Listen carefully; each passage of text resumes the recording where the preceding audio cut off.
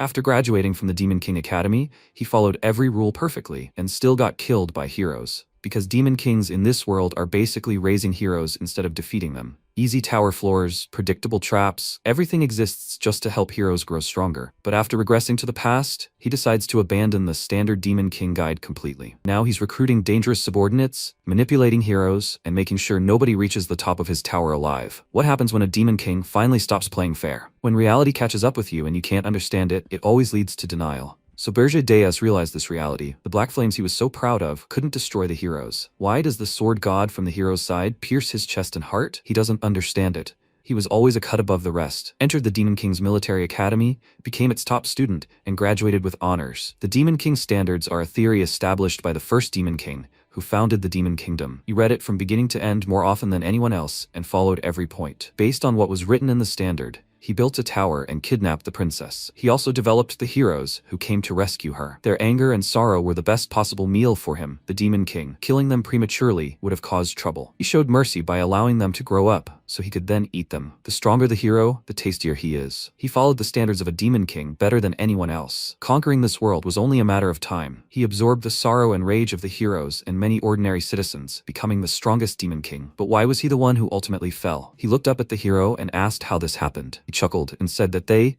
Demon Kings, always say the same thing. They bring this outcome on themselves. Why do they always look like they don't believe what's happening? He doesn't understand it at all. Berger called it nonsense, and he said that they always kidnap the most famous princesses and leave clues for them to come and stop them because of the deeds they have done. He pierced his chest with his sword again and mockingly exclaimed, "Is he completely stupid?" In his place, he would have killed the king immediately. Then the kingdom would have plunged into chaos. MC thought that if he kidnapped the king, it would have caused an internal rift due to some people's desire to take the throne. But then their anger wouldn't be directed at him, which wouldn't lead to his development as the Demon King. This goes against the standards. The hero said that that's not all. If they didn't come to the tower, he sent a certain number of monsters to the villages, training them. He could even express his gratitude to him. And if they came, it was even easier. The first floor is filled with a bunch of weak monsters. Everyone can train at their own pace, developing their skills. Berger thought that the heroes can't die halfway to collect more energy. He was extremely careful. That's what the standards taught him. The hero pulled the sword from his chest and pushed him, causing him to open his mouth in a silent scream and then fall. The hero said that when the tower became boring, all they had to do was kill the Demon King. Then a new king appears at the tower, and an ideal training ground for heroes. He turned to the other heroes and asked, "He's right, right?" They agreed with him and shouted joyfully, thanking the Demon King. They all became stronger. He is the best Demon King, even though he is like a godfather to them. This tower was pretty good. They are grateful to him for all his efforts. Thanks for the training ground. MC thought in shock. Godfather? His tower was just a training ground for them? The swordsman raised his sword over his head and said that he was still quite strong. Many heroes died this time, but it was okay. Thanks to this, he became famous. He swung his sword, saying goodbye to the Demon King, and he gritted his teeth in rage and thought, how dare a hero do this to him? How ridiculous to humiliate him like that. What are the standards of a Demon King then? He can't disappear like this. He gathered his last strength and began to rise. He shouted that he was the Demon King, and then his head flew off his shoulders. He saw the smiling heroes who were chatting casually among themselves, the ceiling of their tower, and then the hero's feet. He said that those who looked down on him would pay. He looked at his body. It began to glow, and the hero told the others not to touch his head. He would take the horns for himself. And then he noticed sparks coming from the Demon King's wound. Berger said that even if he had to give up his last strength, everyone would pay. The hero chuckled nervously. The light grew brighter with each passing second, and he turned to the others, ordering everyone to run. After that, the Demon King's energy gushed out with incredible power, burning everything in the area. MC finally realized that the standards were wrong. If he had only known that because of them, heroes despised Demon Kings, he would not have followed them. If he were given another chance, he would send the standards to hell and feed them to the orcs. His own power consumed him, burned him, and blew up the top floor of the tower. The darkness fell, the Demon King died, but suddenly he heard the professor's voice calling his name. His eyes immediately widened and he was stunned, as he had no idea what was happening. Somehow, he was alive. The professor called him again and told him to come forward and quickly, and he approached him, confused. After that, he looked around. This place was very familiar to him, which made him even more surprised. The director called out to him with concern and asked why such a brilliant mind was acting like this on graduation day. He pinned a red badge to his chest, an item given to everyone who graduates from the Demon King Military Academy, the symbol of the Demon King. Finally, Berger realized he was at his graduation ceremony, which had taken place 15 years ago. All the graduates came out on stage, and he thought that he didn't know why he had gone back in time. But this was his chance. The demon said that the graduates, who would soon become Demon Kings, would now take the oath. Since MC graduated with honors, he asked him to recite the oath as a representative of his lineage. The Demon King's standard with all the rules appeared in front of Burge. First, Demon Kings must build a tower in their destined world. Second, Demon Kings must kidnap a prince or princess. Third, Demon Kings must become villains and cause disasters. They must also leave evidence that they did so. Fourth, Demon Kings must develop heroes and absorb as much energy as possible. Fifth, Demon Kings must spread weak monsters and demonic beasts on the lower floors of the tower, and systematically develop heroes so that they reach the top. MC looked at the thing that would destroy him. He had seen the Demon King's standards so many times that he remembered every word. He did his best to follow these rules, but this trash became a mockery of heroes and led to his death. He looked at the demons who were excitedly awaiting his words and wondered if they wanted him to recite it, to swear to follow it again in front of everyone until the end of his days. He clenched his teeth in rage, and the demon awkwardly called out to him, asking him to recite the Demon King standard. This only angered him more. He declared that he refused to recite it, and everyone stared at him in confusion. He shouted that he could not swear to obey something so stupid. Following these standards was stupid and pathetic. The Demon King's standard was trash. His words echoed throughout the hall. Dean, who was so proud of his future lord, almost burst his glasses from shock, and the director and the rest of the faculty were speechless. The entire academy was stunned by his statement. At that moment, the top graduate of the Demon King Military Academy became first from the bottom. After that, he was immediately sent to trial. Archduke Alkin Blameth slammed his fist on the table in rage and shouted that he could have been executed on the spot for daring to speak so harshly of the Demon King's standards. But given his exemplary behavior and exceptional talent, he would be given one last chance. He must retract his reckless statement here and now and apologize to the entire demon realm. If he refuses, he will be sent to Aryan. The demons began to whisper. Judging by their conversations, this was a death sentence. In that dimension, demon kings die in droves. Others wondered why they would even give the criminal a second chance. His crime deserved death. How dare he call the Demon King's standards trash? An apology alone would not be enough. The Archduke said that he knew full well what Aryan was like. It was the worst dimension, where many demon kings had already fallen. But Berger was not going back on his word. He firmly declared that he would go there. There, he will prove that the standards of a demon king are trash. The Archduke shouted that he is truly hopeless and pronounced his sentence. He is sent to Aryan immediately. He will not receive any privileges usually given to the best demon kings, and he will not be given a single demon as an escort. Until the capture is complete, he is forbidden from returning to the demon realm. He was absorbed into the magic circle and spat out into the sky of Aryan. As MC fell, he thought that this was to be expected after the commotion he caused, and yet he was sent here again. Aryan, the world where the heroes who killed him live. Even before going back in time, he personally chose Aryan. He thought that the strongest like himself should conquer a world of the highest difficulty. This arrogance cost him his life. Too many here take advantage of the weaknesses in standards. He broke the shackles, spread his wings, and landed like a bright comet on the summit of Mount Regressed on the northern continent. He firmly decided that all this would not happen again. This time,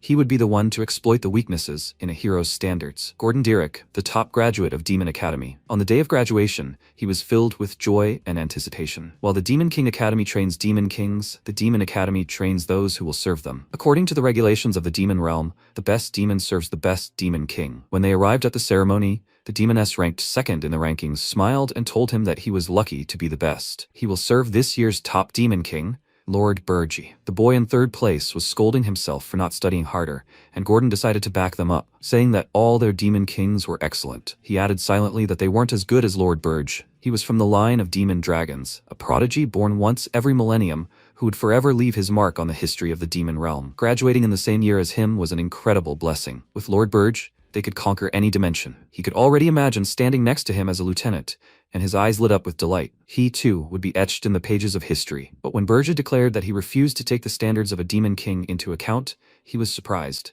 And when he called it trash, he was shocked. And now here he was, deep in the Regressed mountains. According to the rules of the demon realm, the best demon serves the best demon king. He hadn't expected this turn of events at all. MC noticed him and said that he had been told that no one would accompany him, and yet they sent one demon. Gordon slowly turned to him, and Burge extended his hand, saying that he was glad to see him. Gordon asked him the question that interested him most. Why did he do that? He didn't understand what exactly he was talking about, and he grabbed his head, shouting that he was talking about the standards of the Demon King. How could he say such a thing in front of everyone? And of all possible places, Aryan? Now he would die here too. MC told him to calm down, or he would pull out all his hair, and he shouted in rage that his hair was not the main problem now. Burge wondered if Gordon had always been like this. In the past, he had been confident and collected. He remembered their meeting after graduation. Gordon confidently said that it would be difficult, but if they were together, they could handle it. In fact, if it weren't for Aryan, he wouldn't have been so motivated. It's understandable, because the situation is completely different. but if he tells about his return in time, he might think he's crazy. Taking a few deep breaths, Gordon pulled himself together, fixed his hair, and apologized for his shameful self-presentation. Since it had to be like this, he would fulfill his duty. The first rule of the Demon King's standards: the Demon King must build a tower, but it must not be hidden or built in exceptionally harsh conditions. Only then will the heroes be able to find it. Gordon said that this is a dangerous place, surrounded by huge mountains. It will be difficult for people to find it and come here. Also, powerful monsters are walking everywhere. He can't build a tower here, they have to move. But MC said that he will build it here. He placed the tower seed in the snow. For the tower to grow, it must be planted in the ground and fed with the blood of the Demon King. Gordon exclaimed in shock that he was going against the standards. He would even throw away the pride of the Demon King? Berge thought he could understand his disgust. As a demon, it's hard to go against what's been ingrained into your subconscious unless you're dead or have a near-death experience. He was like that himself. He clenched his fist until it bled and told him to listen carefully. The Demon King's standards were complete garbage, especially here in Arin.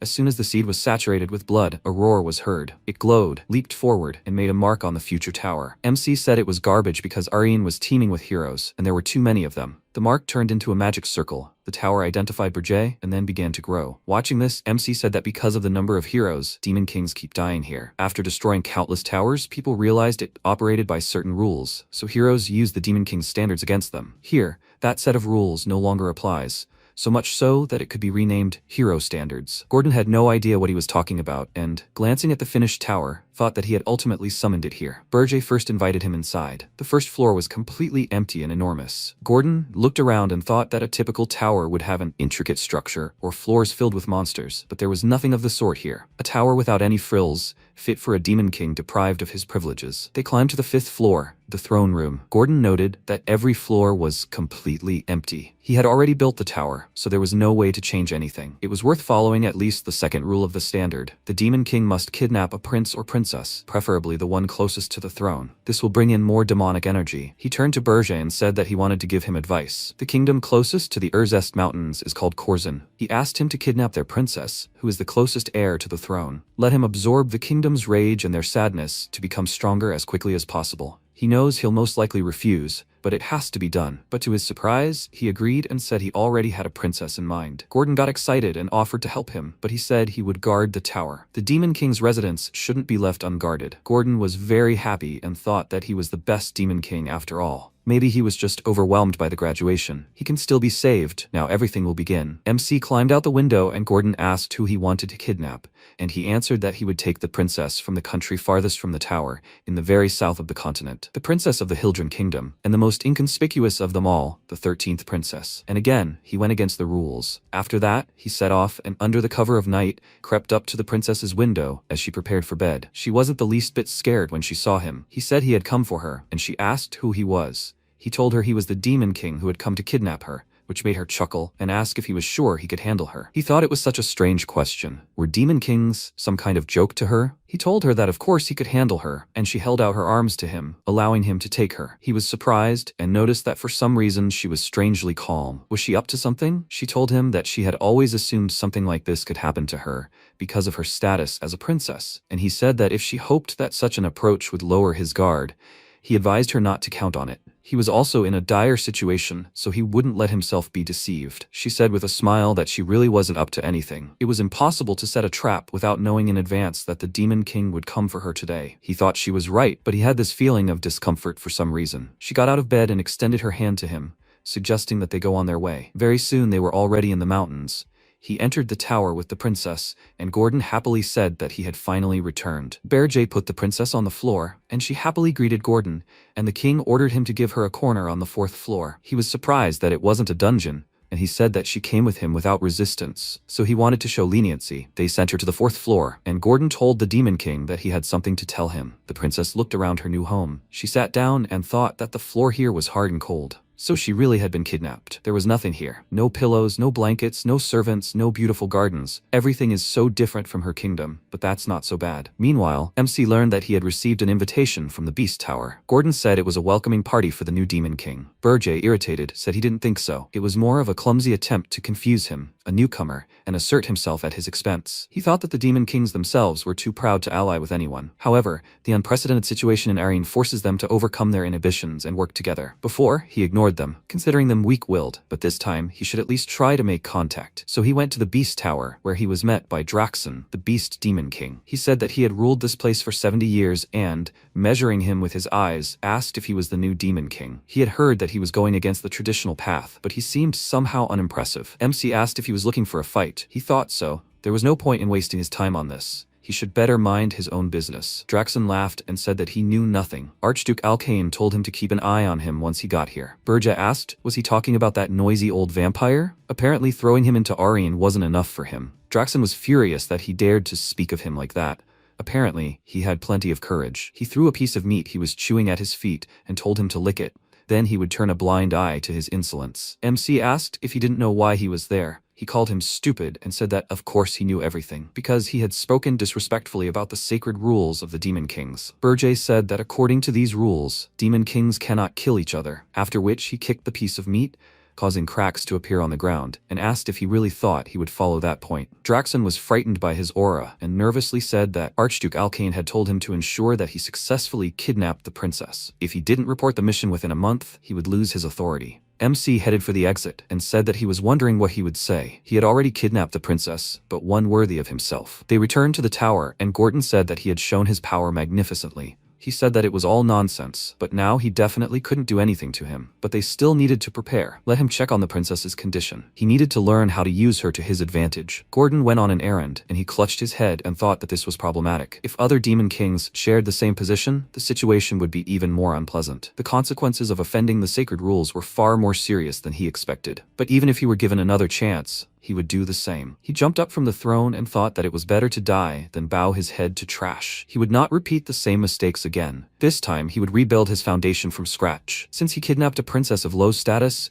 he would gain at most a couple of hundred demonic energy points. But when he checked his status, he was very surprised. It wasn't a couple hundred points, but 13,000. He became nervous and wondered where so much came from. He received a video message from the Beast Tower. Draxon said with a smile that he was sending him his congratulations. Even if their first meeting hadn't gone well, he should at least acknowledge his achievements as a senior. After all, achieving success in Aryan can't be called a cakewalk. He was truly impressed. Was the insult to standards just a cover? Berge's face turned pale. Something obviously went wrong. Gordon ran into the throne room and told him that they had a problem on the 4th floor, and he immediately went there and was amazed by what he saw there. The 4th floor of a tower had turned into a blooming valley, which was still in the process of naturalization. The princess, embracing the spirits of the 4 elements, greeted him with a smile, and he thought in shock. Did she create her own ecosystem in the tower? Only someone who has mastered the 4 elements is capable of this. Only one being on the continent is capable of this. He said that he was definitely going after the 13th princess, but apparently it wasn't her. She said that she thought so. He confused her with Elena. His face turned frightened when a guess occurred to him, and she said that her name was Ernien Hildrun.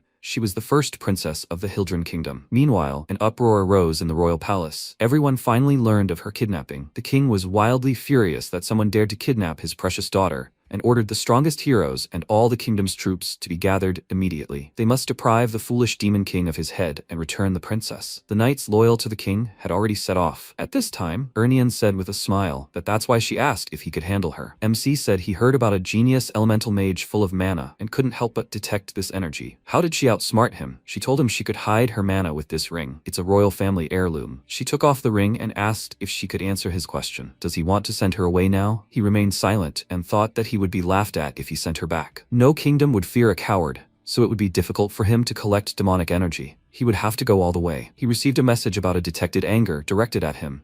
At the moment, he has 19,000 demonic energy points. He realized that he had already been identified and told her that nothing would change, even if she were the 13th princess. She was still his hostage. Meanwhile, in the kingdom of Hildrun, the king was restless and constantly drove his subjects, telling them to immediately return his princess. One of his subjects said that they still don't know which demon is responsible for the kidnapping. They have already dispatched patrols, so he should be patient. The king, furious, ordered them to hurry and find out everything. The princess was kidnapped, and they don't care. His advisor said that something is wrong here. The demon king from the Tower of Lust recently kidnapped the prince of another country. He incurred the wrath of too many people and was killed by heroes. Despite this illustrative example, another demon king kidnapped their princess. Isn't that strange? Everyone immediately understood what he meant. The king gripped the armrest in rage and hissed through his teeth that this meant there was a new king. A knight ran into the throne room and excitedly informed him that they had found traces of teleportation magic. They were located in the north. The presumed source was in the Regressed mountains. Meanwhile, Gordon told the king that the Hildren army would arrive here soon. He didn't think it would be too much for them to handle. He chuckled and said everything would be fine. The Hildren kingdom can't get here. The Regressed mountains are located at the northernmost point of the continent,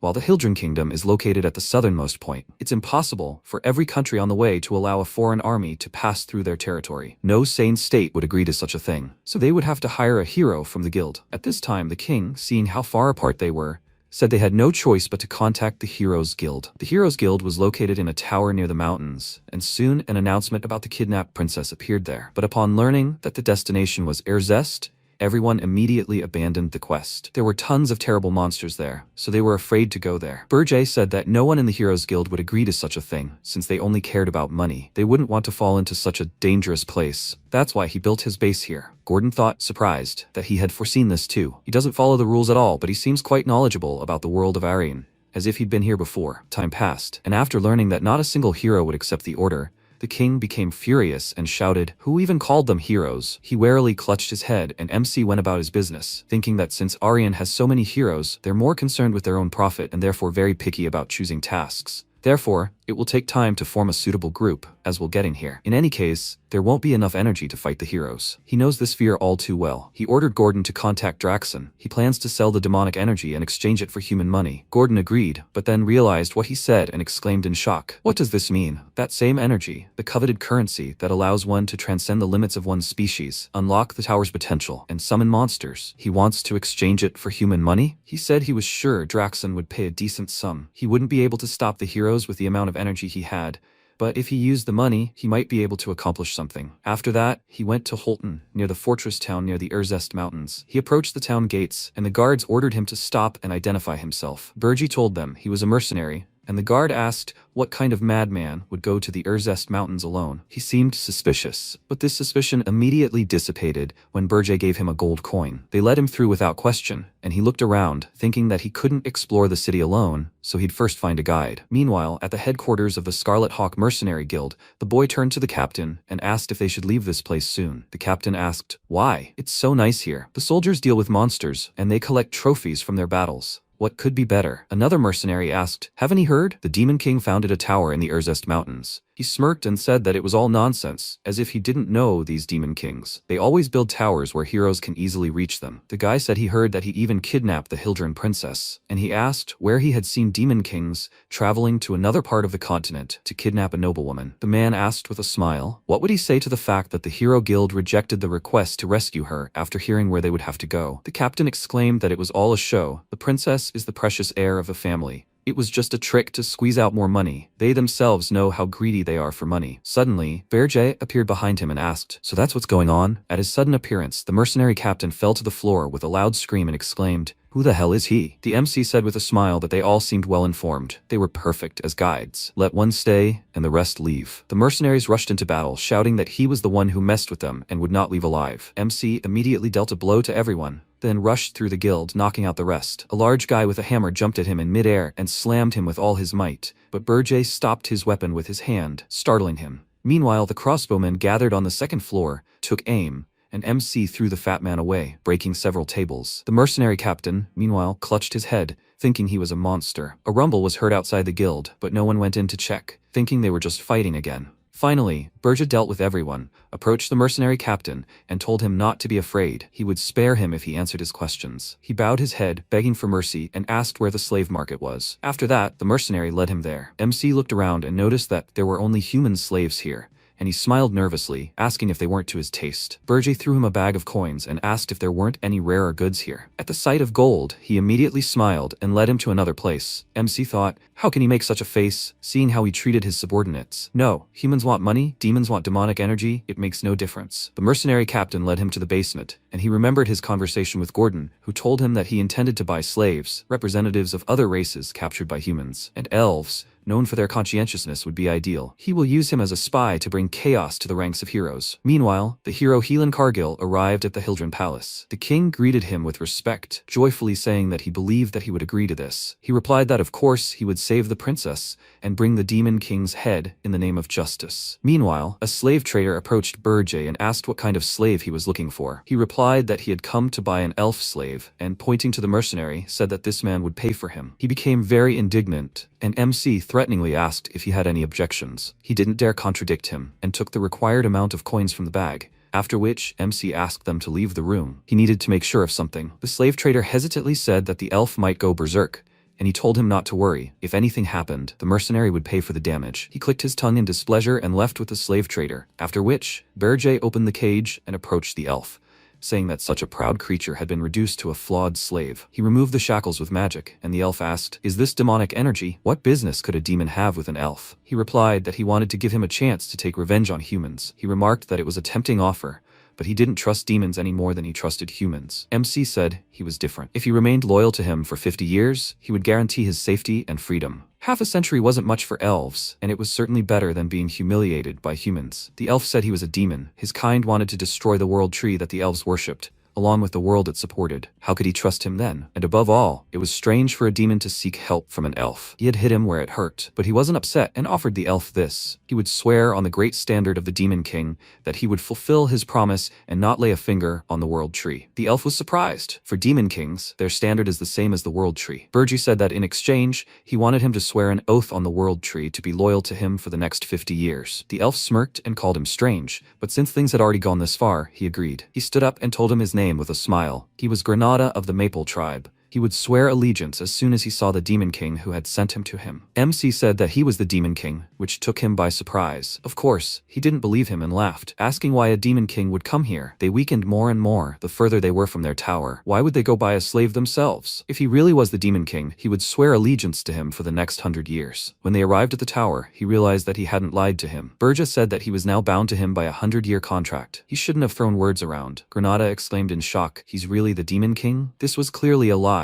He never even said it would be so empty. The third floor was literally bare, and the fourth was pure nature. What kind of tower is this, without a single monster? He wouldn't last a year at this rate. The heroes would tear him to shreds. He would never work in a place like this. MC released his energy and asked threateningly, "Have you forgotten? They had already signed a contract." Granada immediately fell silent and thought that while his tower was completely worthless, none of the monsters from the Regressed mountains were attacking it, and they were all disaster level. They couldn't risk dealing with them, or rather with the Demon King. Indeed, the Demon King was theirs no matter what. Perhaps he really would get a chance for revenge. He knelt down and said that he swears by the name of the Great World Tree that from now on his loyalty is his for the next 100 years, and thought that since the Demon King came to him personally, he would surely give him an important role. He will take revenge, being part of his evil plan. Berge with a smile ordered him to cook him food first, which confused the elf. He was supposed to be part of a very important plan, but now he is just chopping vegetables in the kitchen. The princess volunteered to help him and enthusiastically began chopping vegetables. When the food was ready,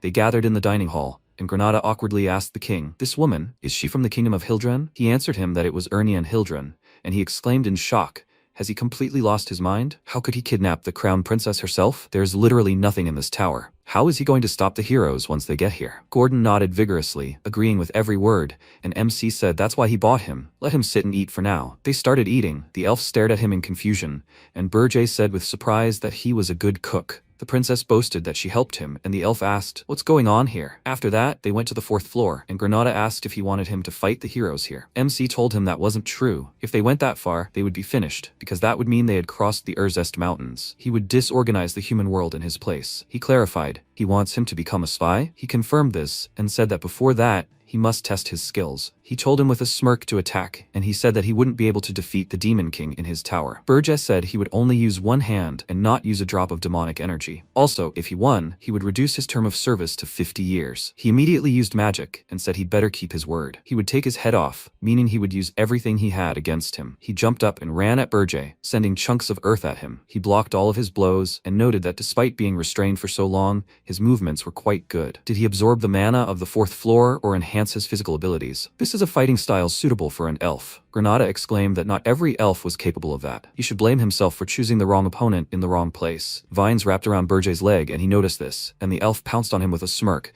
noting that he had plenty of open spaces. Now he would take his 50 years back. MC smirked and said that it could work, but he hadn't forgotten who he was dealing with. Had he? He released his demonic essence and told him not to worry. He wasn't going to use demonic energy. He would control the force of his blow so as not to kill him. The elf became frightened and asked him to wait, and then a roar echoed throughout the tower. Sometime later, at the headquarters of the Scarlet Hawk Mercenary Guild, the captain, already anticipating a pile of money, joyfully greeted Berge, and he said he would like to hire his squad for a year. He agreed without question and asked about the budget, and his squad members were upset. He was sucking up to someone who had beaten them to a pulp. Maybe they should find another job? MC threw a bag of coins on the table, and the mercenaries told the captain that they would follow him for the rest of their lives. Loyalty is what makes them mercenaries. So what if he beat them? He thanked them, confused, and thought that he should assemble a new squad. Berger said that he needed someone to join the squad. He would relay orders on his behalf. He agreed, but the mercenaries began to resent him, since he was an outsider. Granada stepped forward, introducing himself, and when they saw him, also beaten and exhausted,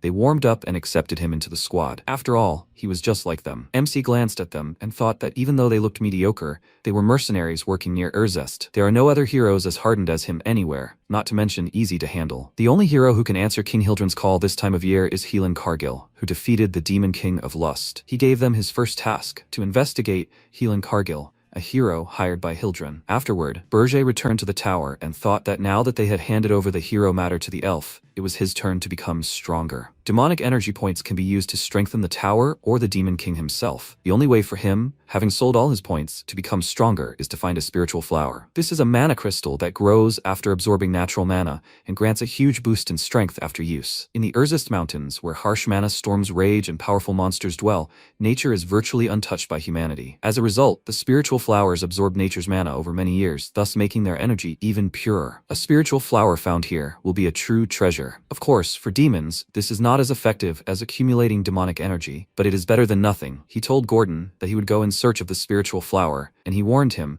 that it was risky to set out without preparation. It would be like looking for a needle in the desert. Monsters are no different from beasts. They will attack him at any opportunity. MC said that he could easily deal with them, but finding the spiritual flower would be truly difficult, and he agreed with him on that point. Gordon said that an excellent mana detector was needed. There was a knock at the door, and Ernian poked her head into the throne room and asked the king if he was busy. Then an idea occurred to them both. She would be perfect as a mana detector. It was time to set off. They left the tower, and Ernian happily said that she was so excited she was really bored. He would keep his promise, right? He would let her decorate the 4th floor to her liking? He confirmed this, but only if she could find a spiritual flower. He thought she had already done it. How far did the princess want to go? Although the very fact of her wanting to somehow transform the Demon King's tower sounded crazy. She smiled. She never thought she would leave the tower. Everything had worked out quite well. Berger took her in his arms and spread his wings, telling her to hold on tight, and she nervously asked him to wait. She wasn't ready. Immediately after that, he flapped his wings, sharply rising into the sky, and she screamed. She closed her eyes in fear, but when she opened them, she saw an incredibly beautiful sight. She looked at the mountains and thought that she hadn't noticed before because it was dark on the day of the abduction, but the world was so vast. Every day repeated itself. Magical training, learning the laws of government, training, learning, and then starting over again. She thought that this would be her life until she died. She smiled and asked the Demon King if he knew that she was the only person who had just flown over the Regressed Mountains. He answered that he didn't care, and hurried to remind the princess of her task. But she didn't let him finish and told him to call her by her first name. They would be together for a long time, so wouldn't it be better to switch to first names? He thought that he had allowed her to relax too much and said that she seemed to be forgetting herself. She wanted to move to the underground dungeon. She asked him for forgiveness, and he ordered her to use her spirits to find the spiritual flower. She sent them out to search, asking them to return safe and sound, and MC thought it would probably take some time, but they would definitely find the flower faster than him and Gordon. Literally a few seconds later, the spirits returned and Ernian said they had found it. The flower was guarded by a huge group of monsters, and Berger noticed that they were slightly ahead of them. He descended to them and majestically said that the monsters were the descendants of demons who had left the demon realm. If they still had a piece of pride left, let them obey the Demon King's order. Not touch the spiritual flower and just leave this place. The orcs did not listen to the demon's words and were hostile, which made MC laugh irritably and say that Gordon was right. Expecting intelligence from beasts was very stupid. It was better to just burn them. He prepared demonic flame for an attack, and the orcs rushed towards him, shouting that they would protect their own, and they would kill and devour him. Berger unleashed a stream of demonic flame, incinerating the orcs in an instant. Those untouched decided to attack the weakest, the princess. MC didn't even glance in their direction, incinerating them with a wave of his hand and continuing to melt them along with the other monsters. Ernian was surprised to think that Pol's orcs could defeat even an ogre if they worked together, but they couldn't even get close to them. So this is the Demon King's power? Berger crossed his arms and swung them outward, causing fire dragons to swirl across the battlefield, slaughtering the orcs. By the time darkness fell, they had finished with everyone. Ernien glanced at the flower and delightedly noted how pure its mana was. It was a hyacinth, a spiritual flower with the attributes of water and ice. MC told her not to take it, which upset her, and he said that if she found another one, she could have it for herself. She was very happy, and he thought that people could only perk up if they were given a reward. Unfortunately, they were never able to find another spiritual flower, despite Ernien trying to exhaust herself. They returned to the tower, and he thought with a smile that he initially thought kidnapping this princess was a mistake, but she could prove useful. Gordon distracted him from his thoughts, informing him that he had just received a message from Granada. The hero Helan Cargill, along with 32 other heroes, left the capital of the Hildran kingdom and set out on a journey, but not directly to the Regressed mountains. They intend to follow the standard path of heroes, namely, forming a team and growing in strength by fulfilling the requests of villagers. Along the way, they will become stronger. He has prepared several plans for their journey and asks that they read them carefully. He smiled, proud of his work. But Berger rejected all his offers and said that this time they would not send any monsters or hinder their path in any way. Half measures would only harden the heroes, and he should convey the following to Granada. Let him join the procession of heroes along with the mercenaries, assist them, and gain their trust. Gordon said that he should have expected this. He had gone against the norm this time too, but they wouldn't be able to stop the heroes with the current tower, would they? He smiled and told him not to worry. He would definitely fortify the tower with the help of the dwarves. Gordon became very indignant and shouted that a human and a high elf weren't enough. He wanted to drag a dwarf here too. If anyone saw this hodgepodge of races in the tower, they would be laughed at. MC threatened him with his power, and he immediately fell silent. And he said that he never said they would stop them with the efforts of the dwarves. More precisely, they'll need magical devices as well. Let him think about it for a second.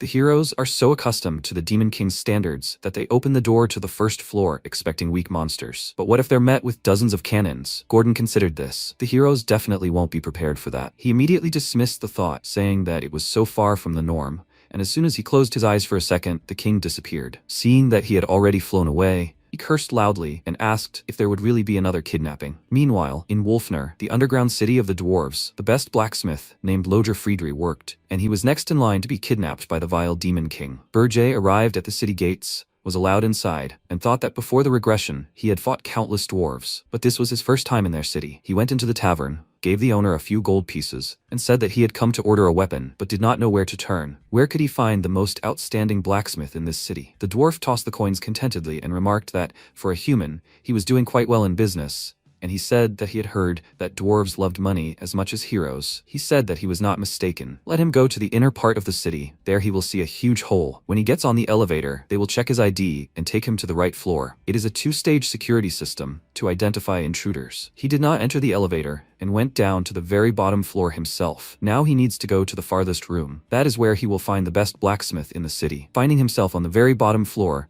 he already began to hear hammer blows. Looking into the room, he saw the blacksmith who was currently busy with work. It was Loger Friedri. He thought that his skill in metalworking was so skillful that it seemed as if mana itself was dancing. Is he the best blacksmith? He crept up and extended his hand towards him, deciding to quietly kidnap him. But his next hammer blow was stronger, causing a stream of flame to gush out. MC was surprised and thought, did he feel this tiny demonic energy? Could this dwarf really be one of them? Loger lunged at him, struck him with his hammer, but Berger blocked it and remarked that he was a hero. The dwarf shouted that he was a hero. Loger Friedri, a blacksmith who possessed the power of heroes. How could a demon dare set foot on dwarven lands? He would not leave this city alive. MC smirked and said that these were too lofty words for such a weak dwarf. He revealed his true nature and grabbed him by the neck, saying that he was not a demon, but the Demon King. Loger began to choke. He dropped his hammer, and the guards immediately burst into the room, asking what all the noise was about, but Loger was already gone. Upon learning of his disappearance, they raised the alarm throughout the city, blocked all the exits, and went searching. By then, they were already on the roof of the building. Berger said that he would kill him if he made even a sound,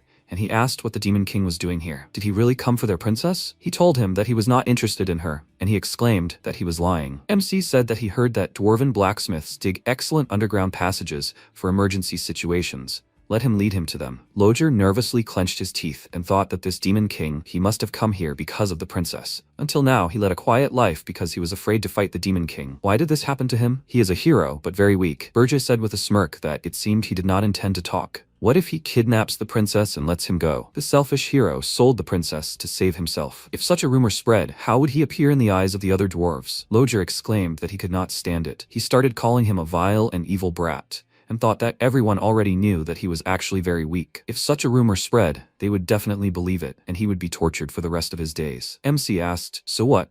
Would he sacrifice the princess or go with him voluntarily? Let him choose. Lodger thought that of course he would sacrifice the princess, but he didn't want to be tortured. Berja said that if he helped him, he would guarantee his safety. He swears by the Demon King's standard. Lodger was surprised. The Demon King's standard is practically a shrine that all Demon Kings worship. He would never break the oath he made on this. He closed his eyes. This decision was difficult for him, but he still managed to make a choice. He smiled and told the Demon King that he would lead him to the underground passage, and he asked what was wrong with his face. It irritates him. Meanwhile, the guards crowded into Lodger's workshop. The Princess Louise Werft looked sadly at the bare blade and asked where Lodger had gone without making her weapon. The dwarf said they thought he had been kidnapped, and she furiously ordered him to shut up. He was a hero too. Where had anyone ever seen a hero kidnapped? The guard said he was a hero, but also a blacksmith, which was why he was so good in battle. Louise waved her hand and ordered them to find this kidnapper and bring him to her immediately. They rushed to carry out her order, and she, with an evil grin, threatened them that if they didn't find him, she would rip their heads off. Meanwhile, they were walking through a secret passage. All this time,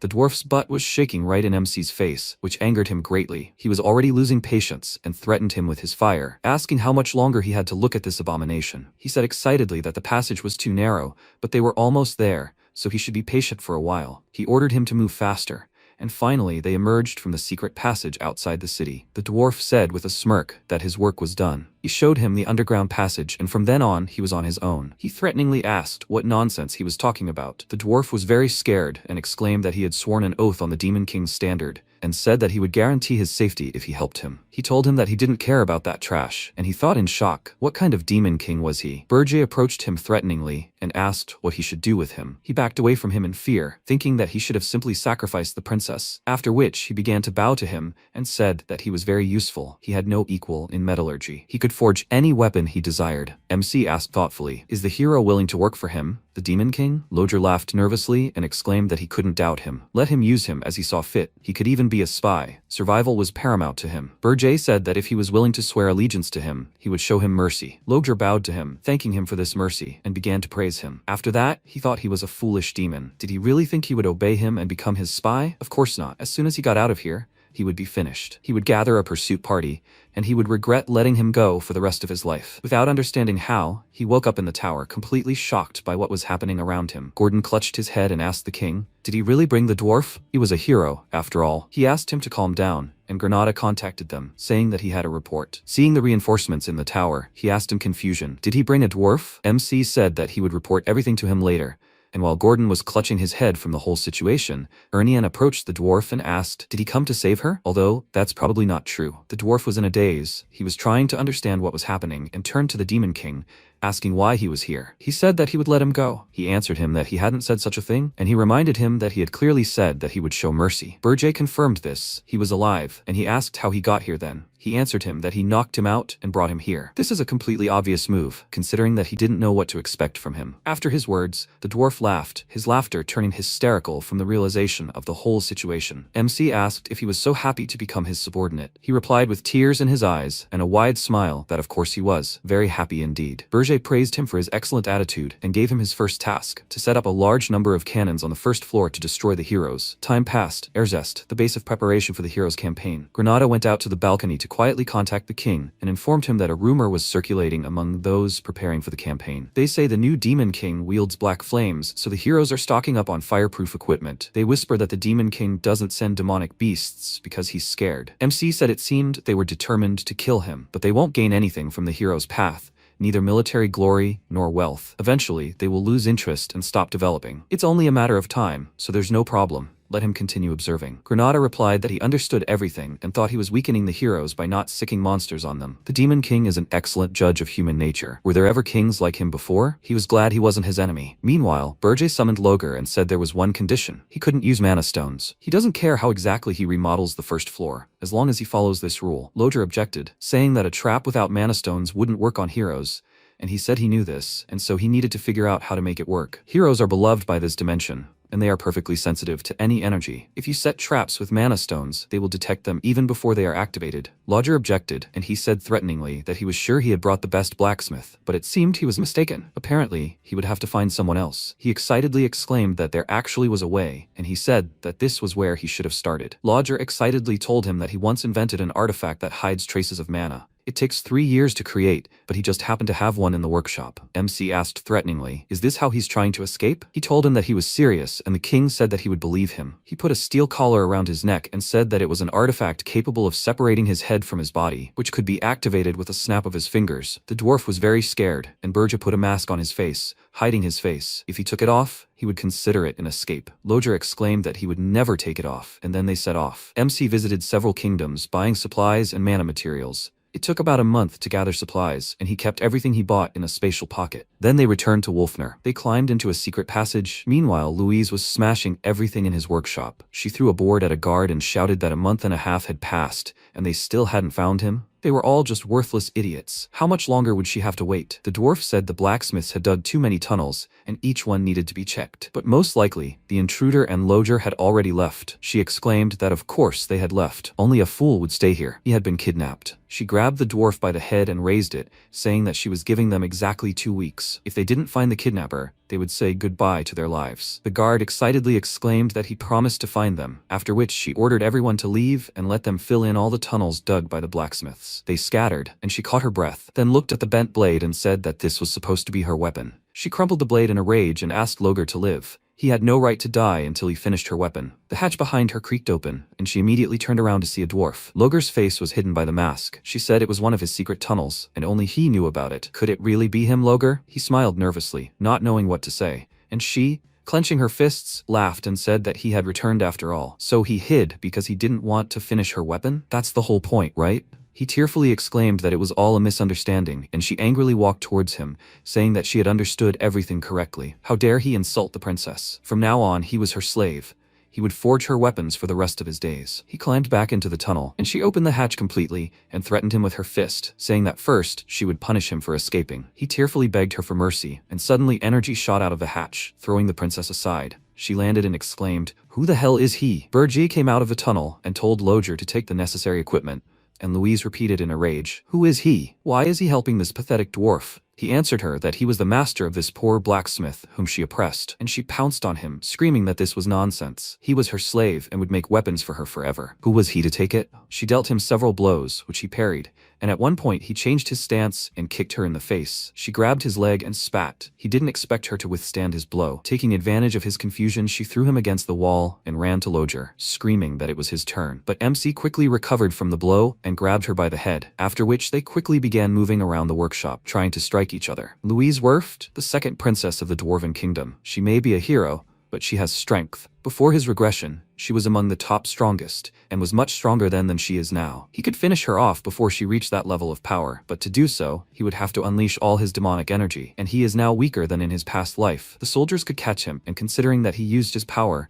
she now knows that he is the Demon King. While they were fighting there, Loger was frantically tinkering with the equipment. Bergie landed next to him, startling him, and asked if he had taken everything. He replied that he was just disassembling it. It turns out that the mana concealment device, the mana phantom, was simply enormous. MC asked threateningly, "Is he tired of living? He has 1 minute." Loger screamed in fear and set to work, and the princess rushed towards them with a creepy smile and asked who gave them permission to do this. Berger told the dwarf that if he couldn't handle it, he would leave him here, and he tearfully exclaimed that he was fast. MC prepared for the attack and thought that he had no idea how long he could last without true power and demonic energy. Their forces clashed, and the princess exclaimed that she didn't know where he came from, but she wouldn't let him out alive, and she would break Loger's legs so that he wouldn't escape again. He remarked that she sounded just like the Demon King. Let her give up. He would take the blacksmith and the equipment with him. Finally, Loger disconnected the mana phantom from the hoses and told Berger that he was finished. The princess, furious, called him an idiot and exclaimed, "He came back just for this piece of iron? He thinks it's that easy to deal with?" MC noticed her distraction and took advantage of it to throw her away. She flew into the wall at full speed, and a loud crash was heard, while Berger opened a spatial pocket and ordered Loger to step aside.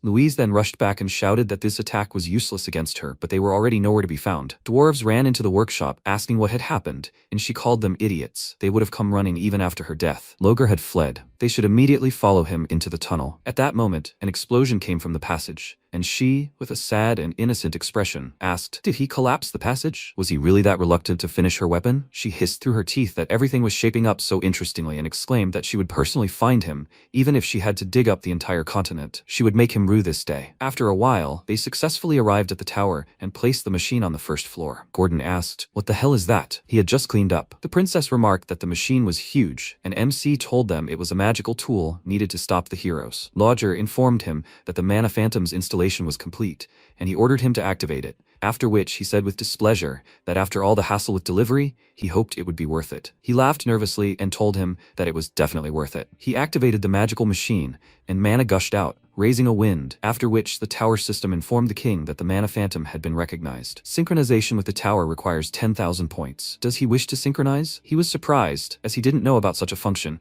and gave his consent to synchronize. The system informed him that he had 1,000 points remaining. The Mana Phantom recognizes the Demon King as its master. The Mana Phantom's power source was completely converted from mana to demonic energy. He was surprised and turned to Lodger to find out what was going on, and he exclaimed with delight that it wasn't his doing. He couldn't even imagine that merging with the tower was possible, and the power source changed from mana to demonic energy. This is a discovery of the century. Berger wondered if even the creator didn't know about this. He headed to the exit of the tower and asked the princess to use a spell. She clarified that she could use any spell. He confirmed this, and she joyfully raised her hands, using magic, and Gordon exclaimed in horror that he had just left. He grabbed his head and asked her to stop this atrocity, and MC left the tower and thought that usually the use of a spell of such a scale inside the tower should be noticeable even from the outside. But when he was outside and looked into the tower, to his surprise, he felt nothing and saw nothing, as if there was a veil there. In fact, he didn't even feel a single presence. Is this the power of the tower, synchronized with the Mana Phantom? He decided to test what would happen if he controlled the tower in this state, and as soon as he used demonic energy, the tower disappeared before his eyes. He used the energy again, returning the tower, and thought, does this mean he can hide the tower at will? True, this takes away demonic energy points. 137 points were taken from him in one go, so using it right now would be difficult.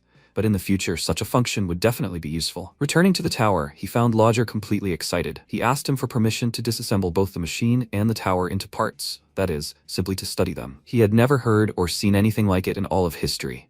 Let him study this historic discovery. Berger remarked that he looked like a demon eager for a fight, and said that if his trap destroyed the heroes on the first floor, he would let him do whatever he wanted. Lodger was very happy and swore to him that he would definitely sweep away those sneaky heroes. Then he ran with a skip to his creation, and MC approached the princess with a proposal. Let her meet the heroes who will go up to the 4th floor. She asked in bewilderment. He wants her to fight the heroes, but she's a princess. He added that she's also a genius spirit caster who doesn't want to return to the royal palace. She remained silent, because he was right, and he thought that perhaps it was unwise to give her such a role. She's an innocent princess who doesn't know how the world works, so betraying her people might be too much for her. But it turned out that it wasn't like that. Right now she was thinking hard about what to fight with. He dismissed that thought and said that she only needed to confuse the heroes. Let her just show them that she's an enemy. If all goes well, he'll give her what she wants again. She said that she'll look for the right moment, but she has one condition. Let him introduce her as the Demon King's subordinate, not as a princess. He raised an eyebrow in confusion and agreed, which made her very happy. After that, she asked how she should fight. Should she use her appearance to seduce them? She's good at that. She winked at him, and he asked her to just do as he said. After that, he returned to the throne room and began to take care of business. The preparations were more or less complete. They would reduce the number of heroes with mass-produced mana cannons on the 1st floor, and finish them off on the 4th, using the princess as bait. And yet, this wasn't enough. In his current state, he wouldn't be able to destroy even half of the heroes, and there were more than 200 of them. Would he really have to become stronger himself in the end? He took out a spirit flower contaminated with demonic energy, and thought that such things were especially effective against demons. He needed to collect more, so he and the princess set out to search, which only pleased her. Time passed, they came to the place where mana was felt, and Ernian said, disappointed, that there was nothing there either. MC said that this was already the 3rd try. Maybe they were just lucky last time. He called her spirits useless, for which they began to attack him, and an orc approached them, but showed no hostility. Thinking they were about to attack, Berger used energy and said that he was already tired of them. Suddenly, the orc knelt before him and said that he, Krutu, the chieftain of the Blue Frost tribe, greeted the Demon King and asked him to accept their tribe into the ranks of his kind. The other orcs also bowed to him, asking him for this in chorus, and MC asked the chieftain if he wanted him to accept them as his kind. Krutu said that their ancestors were demons who betrayed the Demon Kingdom. Since they bear this original sin, let him grant them the honor of serving him. Berger told him to stop, to save such sweet talk for later. After all, he just wanted to become stronger by becoming a kindred spirit of the Demon King. Besides, demonic energy suited him better than spiritual flowers. Krutu said that he truly saw through everything, so there was no point in delaying. He called his subordinate, who handed the Demon King a chest of spiritual flowers. MC said that now it was clear why they couldn't find them. He was well-spoken, prepared, even knew how to negotiate, and was unusually intelligent for a pole orc. Krutu replied that to survive in this harsh land, their tribe had chosen wisdom over strength as companions. Berja handed the chest to Ernyan and asked why he had sought it out to become stronger, because he lacked strength. He nodded, confirming this, and MC smiled, wondering if wisdom was more important than strength. He extended his hand to him and cast a spell, saying that he liked him, but he would only accept him. His body was consumed by black flames, leaving the mark of the king on his skin, and he told him to wander the snowy fields, raise his tribe for him, and await his commands. In the future, he would reward him with something far greater than strength. His tribe would live forever. Krutu grew horns, and overall, he became more impressive. He was now the Demon King's kin, for which he was immensely grateful. He swore that they would be eternally loyal to him, and his tribe cried out in unison. So now the tower is in full battle readiness. Outside the tower is a legion of pole orcs. On the first floor are Loger and 60 mana cannons, and on the fourth floor is Ernyan Hildren. Now all the pieces are in place. He is ready to meet the heroes. He will repay them in full for his humiliation in his past life. Soon the heroes were in the snowy lands. Heelan smiled and told Granada that they had finally arrived, the Regressed mountains in sight. They stopped in Holton to rest before the final push, and a sumptuous feast was held in their honor. Heelan and Granada sat at the same table with the lord of the fortress, and the hero thanked him for this magnificent feast. Heelan smiled and said that he was flattered, and it was a great honor to be on the same page of history with him. He thanked him for his kind words, after which the lord of the fortress suggested that he give a speech. Heelan became embarrassed and began to beg him. After all, this was exactly what everyone was waiting for, and besides, it would raise morale. Heelan could not refuse, and the lord of the fortress joyfully called out to the heroes, saying that Heelan wanted to say a few words. They all looked at him with smiles, and he, awkwardly clearing his throat, addressed his comrades in arms, heroes, nobles, knights, mages, mercenaries, merchants, and everyone else. Their long-awaited campaign had finally reached the finish line. Perhaps the Demon King was cowering in terror, seeing the march of the heroes under the banner of justice, for he had not sent a single monster to meet them. But they would not let their guard down. The preparations were complete. They were completely ready. Tomorrow would come the long-awaited day when they would make this insolent Demon King pay for his arrogance and for kidnapping Princess Ernyan from the kingdom of Hildren. Who were they? Who were the true masters of this world? The time had come to remind them of this once again. He raised his glass to justice, and the warriors joined him with a joyful cry. Granada did not share their joy. As the Demon King had predicted, the number of heroes had not increased, but it had not decreased either. Heelan's popularity had allowed the expedition to progress so far. He had managed to enlist the support of the merchant guilds and subdued the mercenaries who were about to desert, forcing them to follow him to the end. The last time he had seen the tower, it had been completely empty. Would it collapse under such an onslaught? Maybe he should attack the heroes from behind right now? He immediately dismissed the thought and wondered what he was thinking. If the expedition succeeded, he would finally gain his freedom, and that was in his best interests too. He clutched his head, trying to compose himself, and Heelan noticed his strange behavior. After that, Granada went out for some fresh air and to send a report. He contacted the king and informed him that they had arrived in Holton, and that they would begin the ascent tomorrow after replenishing their supplies. MC told him not to contact them again once they left Holton. He also needed to keep an eye on a few things. When they climbed the mountains, he should be wary of snow, not let his guard down at night. And lastly, when they opened the tower gates, he should stay as far away from it as possible. He nervously asked what he meant, but Berger had already hung up, and suddenly, Heelan approached him with 2 glasses of wine and asked why he was standing here all alone. Granada shuddered in fear and answered that he just went out for some fresh air. Did something happen? Heelan gave him a glass and offered him a sip of wine, a fruity variety that elves love so much. He thanked him, and he noticed that something seemed to be eating at him. He asked if he thought they could really defeat the Demon King. Heelan laughed and asked if he was nervous. He told him that he really was, and he honestly admitted that he himself did not know. People trust him and follow him, but storming the Demon King's tower is always pure hell. Never has an assault gone smoothly. Granada smiled and asked, but didn't he kill the Demon King of Lust by absorbing his power? Compared to him, the Demon King should be easy prey. By the way, no one knows exactly how he defeated him. Maybe he could tell him his heroic story? Heelan's face darkened. He forced a smile, and told him that this was only possible thanks to his brave comrades, like himself, who always fought monsters boldly. He patted him on the shoulder and confidently told him to go ahead and cover his flank. If they joined forces, victory would be theirs. Granada smiled, agreeing, after which Helan led him back to the banquet hall and said that the lord of the fortress was eager to hear the story of his adventures. Granada walked forward, and Helan glanced at his ring with a sinister grin, thinking that he would fight shoulder to shoulder with his brave comrades. The elf must take care of him this time too. Morning came. The army of heroes set out, and the city's inhabitants saw them off with honors. Very soon they were already in the gorge of the Regressed mountains. Their path was easy. One of the warriors said that he was worried that they would have a hard time getting through these mountains, but it seemed like there was nothing special here. His comrade agreed with him.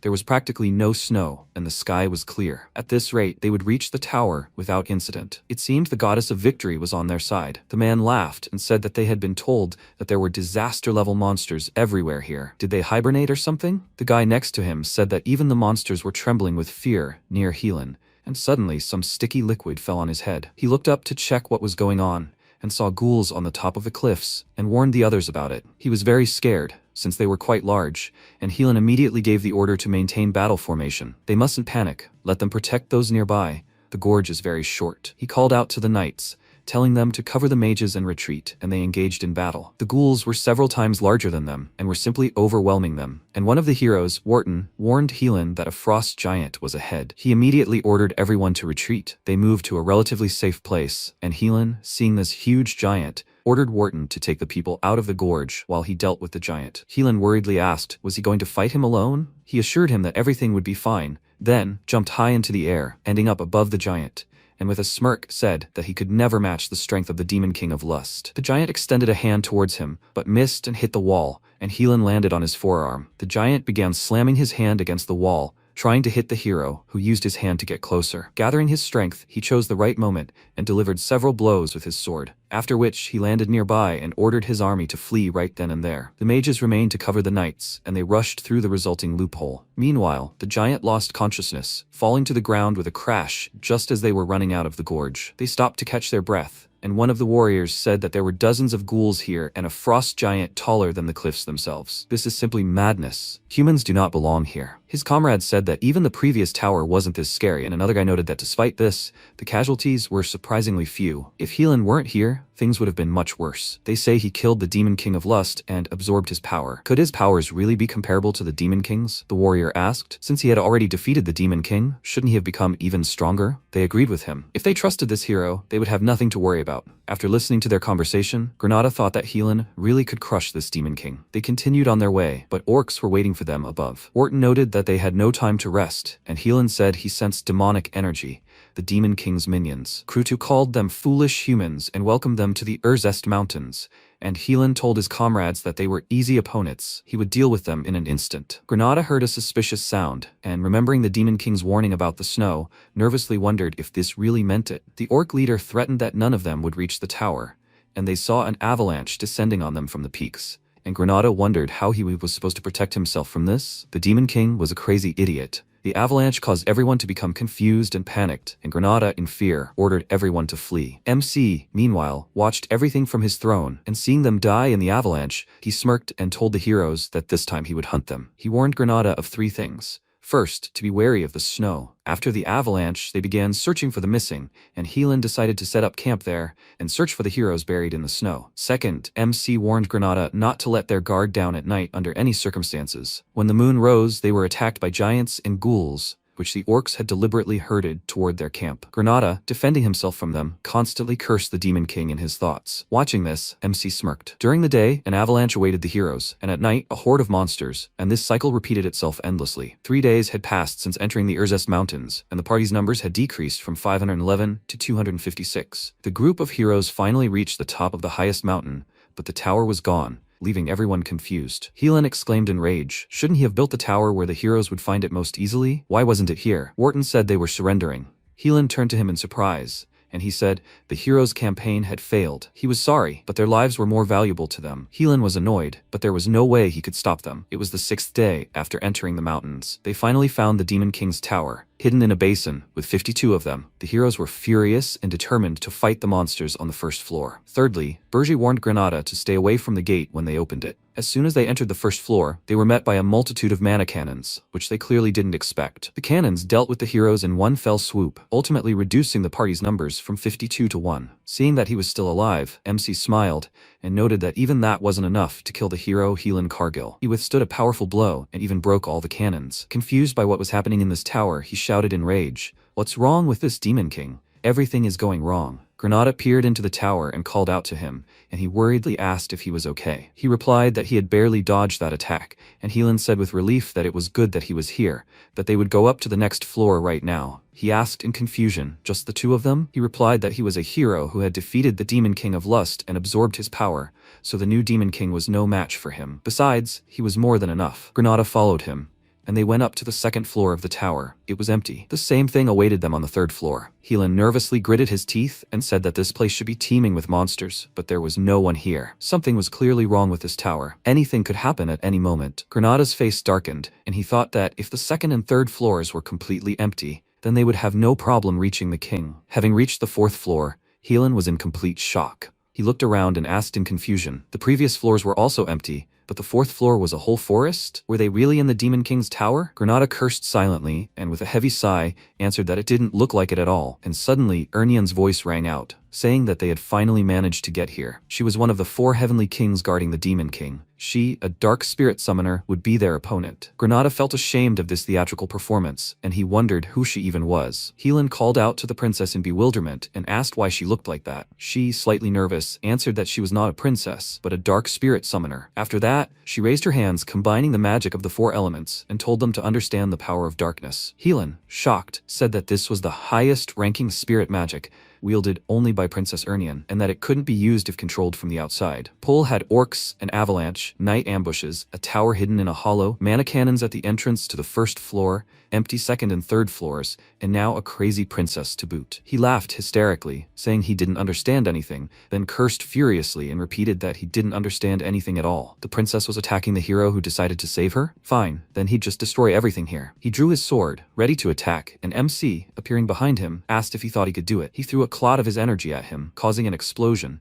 and said that at least he could now see his face. Helan managed to block his attack and said that he had finally arrived, but he couldn't believe that he had snuck up on him from behind like a coward. He was already running low, he needed his strength, and so he began to look for Granada. He was standing behind the Demon King. He reached him in the blink of an eye and touched his shoulder, offering to join forces. Granada was confused, and then he felt his energy draining from his body, and he looked exhausted. Because of this, he fell to the ground, exhausted, and Helan asked with a smirk, didn't he tell him? As long as he was next to him, they wouldn't have any problems. It was all about his ring. MC realized what kind of artifact it was, and Helan said with a smirk that it was a forbidden treasure. The Elf Devourer. It converts the elf's infinite life force into mana. The only flaw of this treasure is that after activation, the elf dies quite quickly. He put his foot on Granada's face and asked, he doesn't mind, does he? After all, it's for the greater good. He used his last bit of strength to call him a scumbag and a hypocrite, and MC said with a smile that he liked how low and vile he was. So, if he just took off this ring, he'd become a weakling again? Helan smiled madly and called him an idiot, telling him to try if he could. Even the Demon King of Lust couldn't pull this ring off his finger. As soon as Burgess said Gordon's name, the hero's hands separated from his body. At first, he didn't even understand what happened. Only when he felt terrible pain did he let out a heart-rending scream and exclaim,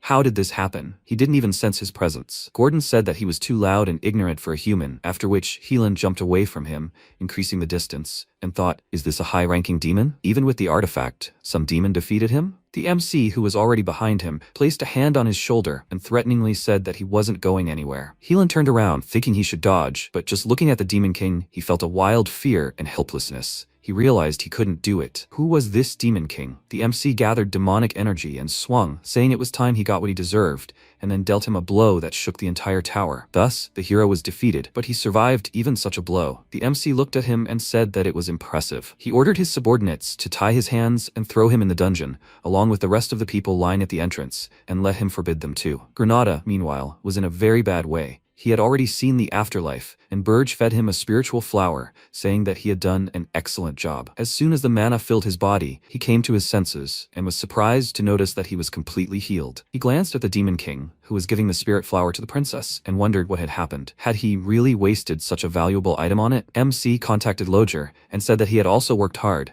so he would grant him permission to dismantle the tower. The dwarf was overjoyed and began to thank him, after which he told his vassals that everything was finished and that they should return to their floors and clean everything. He left, and Granada watched him go, noticing that even after such a fierce battle, he seemed completely unperturbed, as befits a demon king. Ernian touched her chin in confusion, and the elf asked if something was wrong. She answered that she simply thought the demon king was tired. As soon as he returned to the throne room, MC immediately lay down on the floor and caught his breath, thinking that it was close. He can't show his weakness, and yet this man, Helan, he has the power of one of the 10 stars. The 10 stars are the 10 strongest heroes on the entire continent. Helan Cargill is one of them, but is considered one of the weakest. In fact, in this life, he almost never spent demonic energy points on strengthening himself, partly because he almost doesn't have any. If Helan were in perfect form, he wouldn't have been able to defeat him. His plan exhausted him, threw him off balance, and made him panic. Because of everything that happened, his vision became clouded, and he opened himself up to a strike. In the end, his crushing blow hit its mark. So far, he has achieved a flawless victory, rejecting all the rules of the Demon King standard. Something like this had never happened in the past. He managed to successfully change his fate. He will be able to change the future,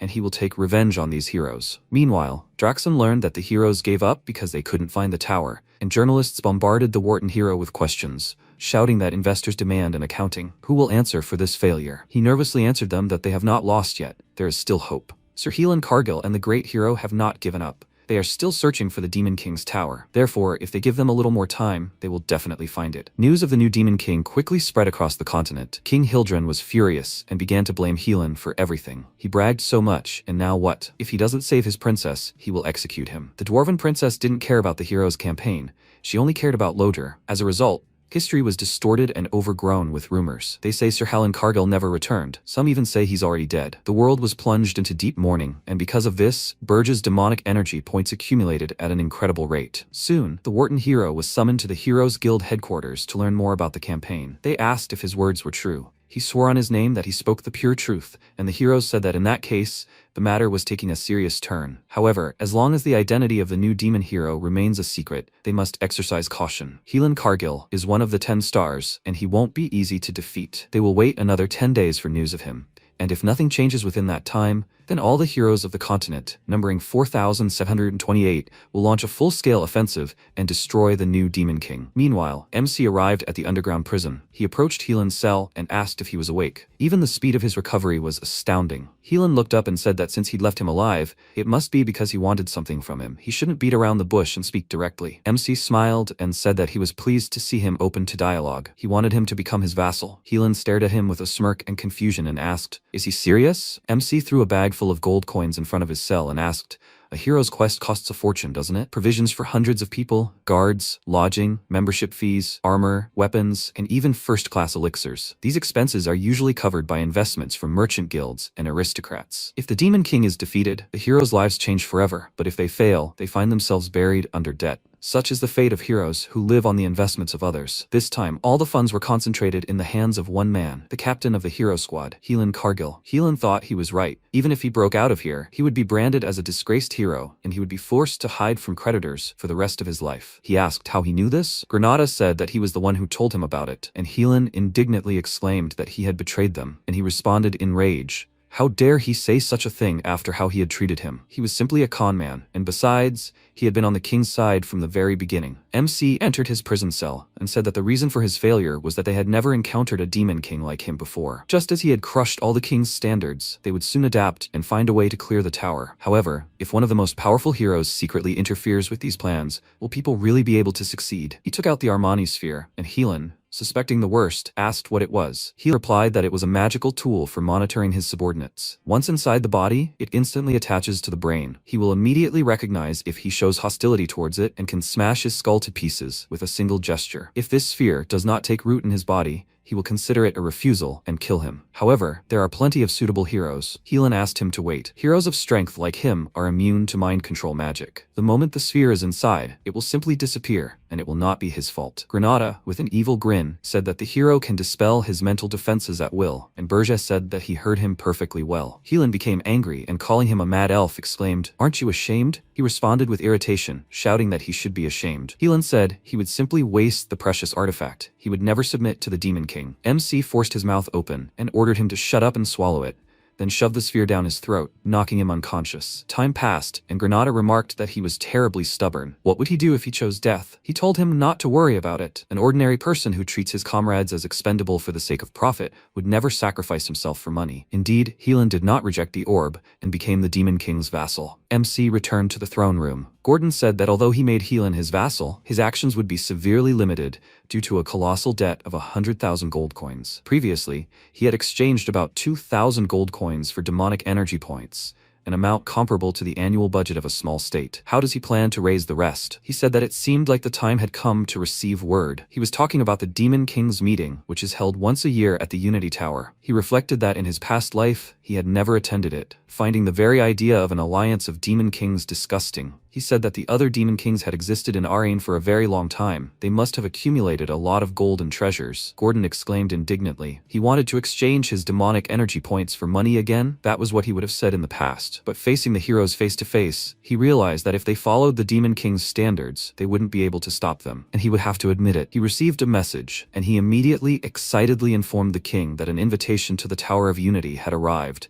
and he grinned contentedly, saying that they would head there right away. They were going to fleece his senior fellow Demon Kings. Now Gordon believed him implicitly, even though he had renounced the demon standards. Soon they were at the Tower of Lies. Berger went up to the 13th floor to the Demon King's hall and noticed that everyone was already assembled, although he was not even late. Did they really have topics to discuss without him? Draxon Doldorf, the Demon King of Beasts, was at the meeting. Frost Demon Reyna Saldane, Demon Queen of Winter. Titan Ugar Belva, Demon King of Invincibility, and Demon King of Lies, Jason Cogmundo. Some criticized him for daring to disregard their standards, but Jason, on the contrary, greeted him with a smile. MC called them pathetic fools and asked, did they decide to form an alliance? Do they really know no shame? He thought that, of course. He understands that given the situation in Arrane, this is a very pragmatic choice, however. Because of his words, Ugar got angry and exclaimed that he himself was a fool. Who was he to interfere in their affairs? What did he even know about Arrane? MC mentally noted that just a couple of simple provocations and all his thoughts were at hand. He clearly wants to kill him. He asked, and he calls him a fool? He is the only one here who is worthy of being called elite. Ugar angrily said that it seemed like he was seeking death, and since that was the case, he would grant his wish. He smiled and told him to try and take the risk, and Jason clapped his hands, immediately restraining them both. He reminded them that they were gathered here for cooperation, so they shouldn't waste their precious time. MC glanced at him and thought that he had made the killing intent of 2 Demon Kings evaporate in the blink of an eye. How did he do it?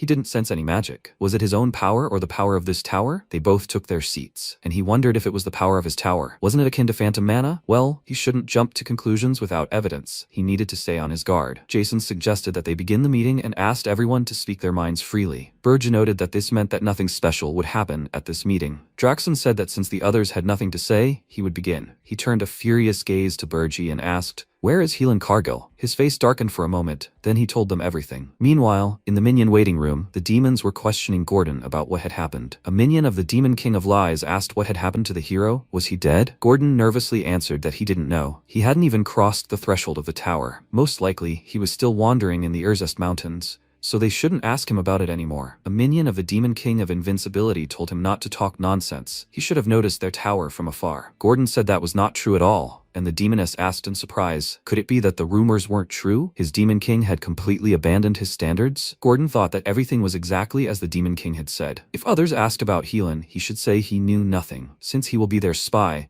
stealth is of the utmost importance. But it is still strange.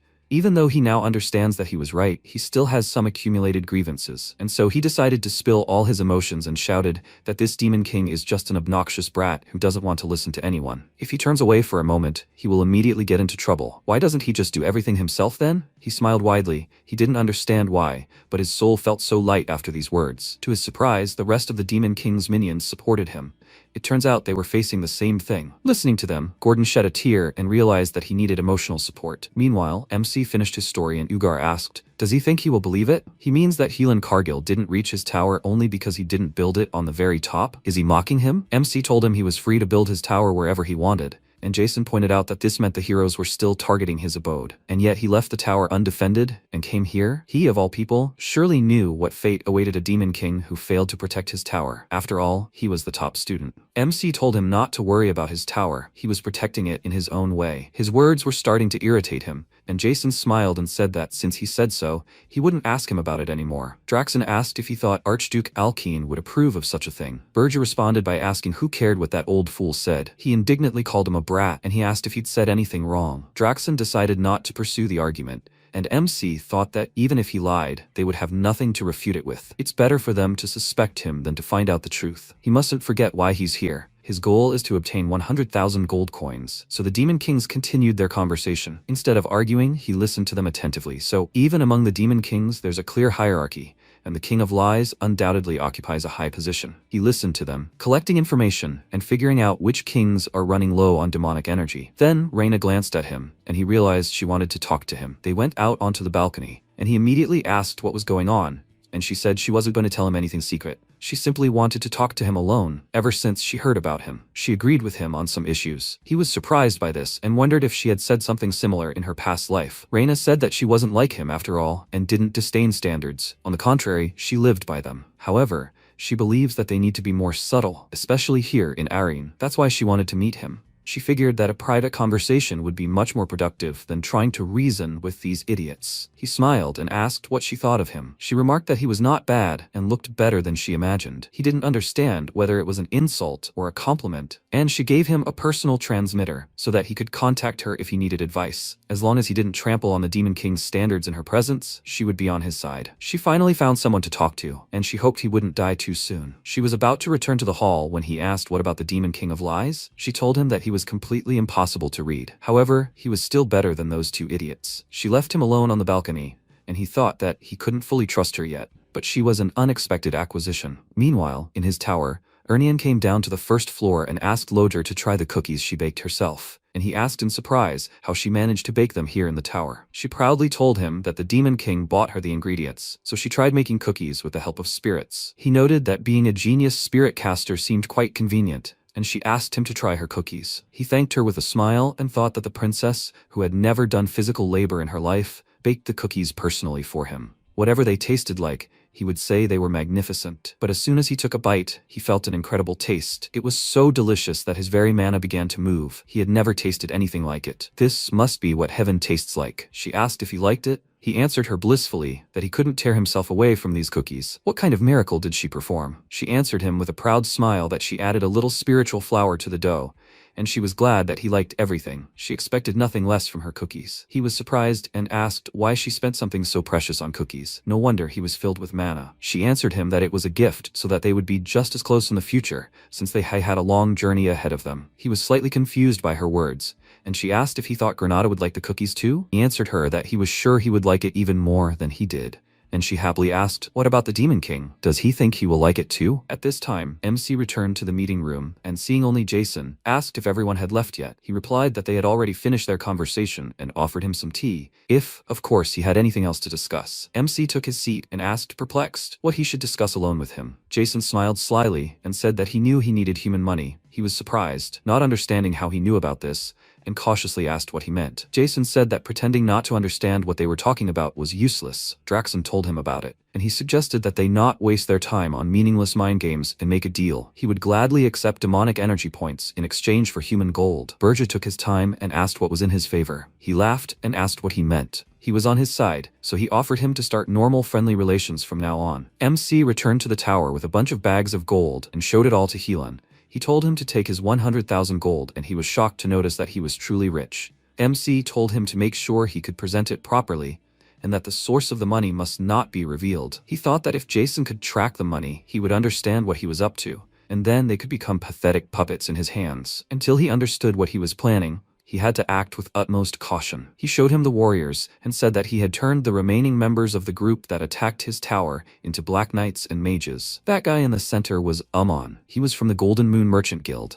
He had learned about it when they signed the contract. Let him use them to multiply the initial investment, and they would follow all his orders. The warriors, meanwhile, were uneasy. They still couldn't believe that they had become the Demon King's servants, and in their thoughts, they begged Helan to save them from this humiliation. Helan said that since the group had survived, the expedition couldn't be considered a complete failure. He would pay off all his debts. Does this mean he can continue his hero activities? He extended his hand to the Demon King and called him partner, saying that given the current situation, things weren't so bad and that he looked forward to further collaboration. Hearing these words, the warriors were greatly surprised, but MC was angered by his calling him partner. He affected the thing in his head, causing him to writhe on the floor in pain, reminding him that they weren't partners. He was his slave, and he was his master. The warriors gloated at him, and Helan, breathing heavily from the pain, mockingly said that he hadn't thought he had such tastes. Burgess said that he wasn't asking for his sincere loyalty. Let him go. The Demon King left, and while Helan was recovering, the princess approached him and asked if he could deliver a letter to her younger sister, Elena. He asked if she meant the 13th princess. It wasn't impossible, but why did she suddenly side with the Demon King? She understood that he was in this situation because of her, didn't she? She asked him for forgiveness, but now she had no desire to return to the kingdom. She was sure that a hero of his rank knew about the royal family's secret. Helan thought there were rumors about this, but he didn't know it was true. In that case, the princess's actions were somewhat understandable. He told her that he understood everything and left. Meanwhile, Gordon came to the king and asked if this hero would obey his orders. Helan replied that Helan wasn't the kind of person interested only in money, even if it wasn't outwardly apparent. He didn't see that obsession with money in him,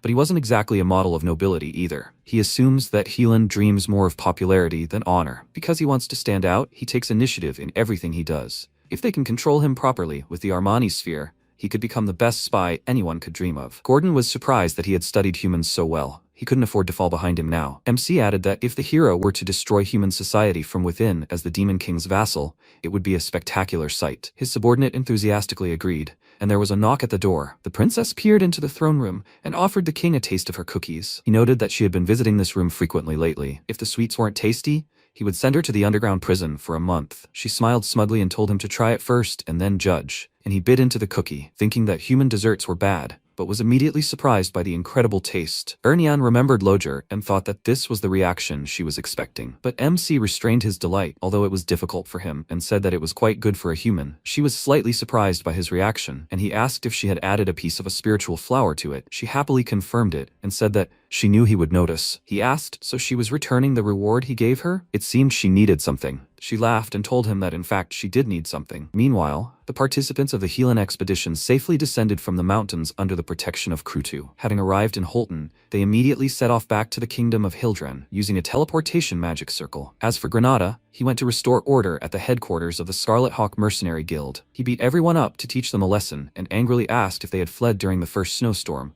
leaving only him, their captain, in the camp. The former captain of the squad nervously answered that it was not so. After all, they had gone to the Erjust Mountains, a place where even heroes die. How, in his opinion, were they supposed to hold out there, mid-ranking mercenaries? They had no choice. They only wanted to survive. Granada was furious that despite this, they decided to abandon their captain, and was about to hit them again. But a girl called out to him. He turned to her and she said that they had finally met. Her name was Kade, and she was a hero. She was unable to join the previous expedition for personal reasons. However, she had come a long way to take advantage of this opportunity, even though she had arrived late last time. Will he let her join the quest? Granada was surprised by her, and the mercenary happily said that while he was gone, she was the one paying their bills at the bar. Would he like to join them for a drink? He immediately restrained him, telling him to freeze in place, after which he approached the girl and said that he appreciated that she paid for them. But the quest of the hero Helan was already over. He and his team had already returned to the kingdom. Hearing this news, she was very surprised and said that this could not be. Then could he ask him to tell her about how everything went there? He answered her that he could do at least this much for her, and thought that he would tell her exactly what the Demon King allowed him to say. When he finished the story, Kade said that it was incredible. So the Demon King's tower was not built on a hill? In that case, there was nothing keeping her here anymore. She was grateful to him for taking the time to tell her. She placed several gold coins on the table, telling him to consider them her humble thanks, and left. The mercenary immediately took all the coins for himself and said that just by looking at her, one could immediately tell that she was a newbie who didn't know how things worked in the world. She would be lucky if her colleagues didn't let her down in the near future. Granada ordered him to immediately remove his hand from the money. Kade, meanwhile, was just walking away from the guild, and he noticed several knights following her. This seemed strange to him, and he decided to investigate. They surrounded her in an alley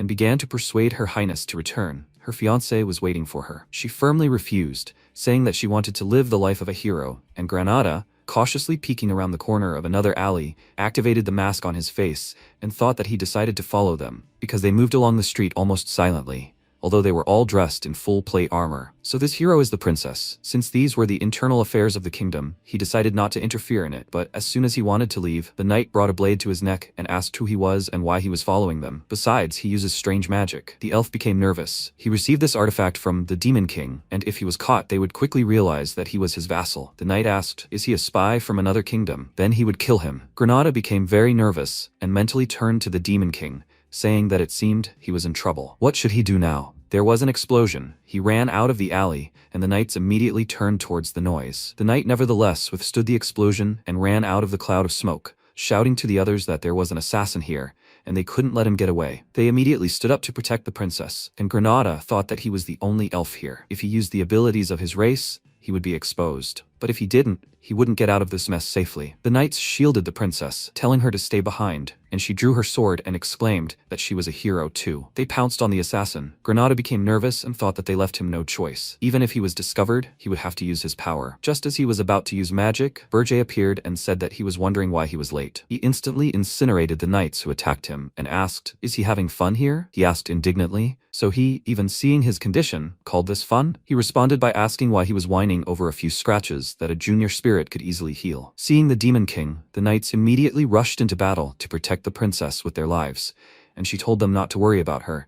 She had a perfect chance to catch him. MC said in surprise that he didn't know there was a princess here, and the knights pointed their guns at him, telling him not to lie. Why did he come if not for her? Granada noted that this was actually an excellent question. Why was he here? He answered that he was doing some business nearby, literally passing by, and the knight exclaimed, the Demon King is doing some business and accidentally ran into the princess? What kind of blatant lie is that? Some time ago, when the princess brought cookies, he asked what her request was. She told him that she needed Senuel powder, and he asked if it was used to make contracts with spirits. She confirmed this, and he thought that hundreds of years ago, an elf named Senuel swore allegiance to the human king. He gave her an order to create something that would simplify the process of people making contracts with spirits, and that's how Senuel powder was born. He told the princess that with her talent, she didn't need the powder. Isn't that true? She looked down in disappointment and said that he was overestimating her. There was practically no mana in the tower, and without Senuel's powder, her spirits were weakening. He told her to stop pretending. She wanted to make a contract with a new spirit, a great one. He was right? She looked away, hesitantly answering that maybe that was true, and he said that he knew it. In his past life, Princess Ernyan had made a contract with a great spirit at the age of 27. This news shocked the entire continent, because people rarely managed to make contracts with great spirits. This time, she wanted to acquire a great spirit 7 years earlier. Had living away from the palace for several months really changed her that much? His tower would become stronger, so it didn't matter. He told her that he liked her baking, and that she should wait for his return. At the moment, he directed demonic energy at the knights, and said that, however, as he said, he had his own business here. He decided to end this quickly. His blow immediately knocked the princess's helmet off her head, followed by a powerful explosion. Seeing that she was alright, he noted with surprise that a hero remains a hero in any situation. Kade defended herself with her knights. She said that a hero's aura has the ability to destroy the power of demons, which is why heroes are the natural enemies of demons. Here, she is no longer constrained by the stifling walls of a golden palace cage.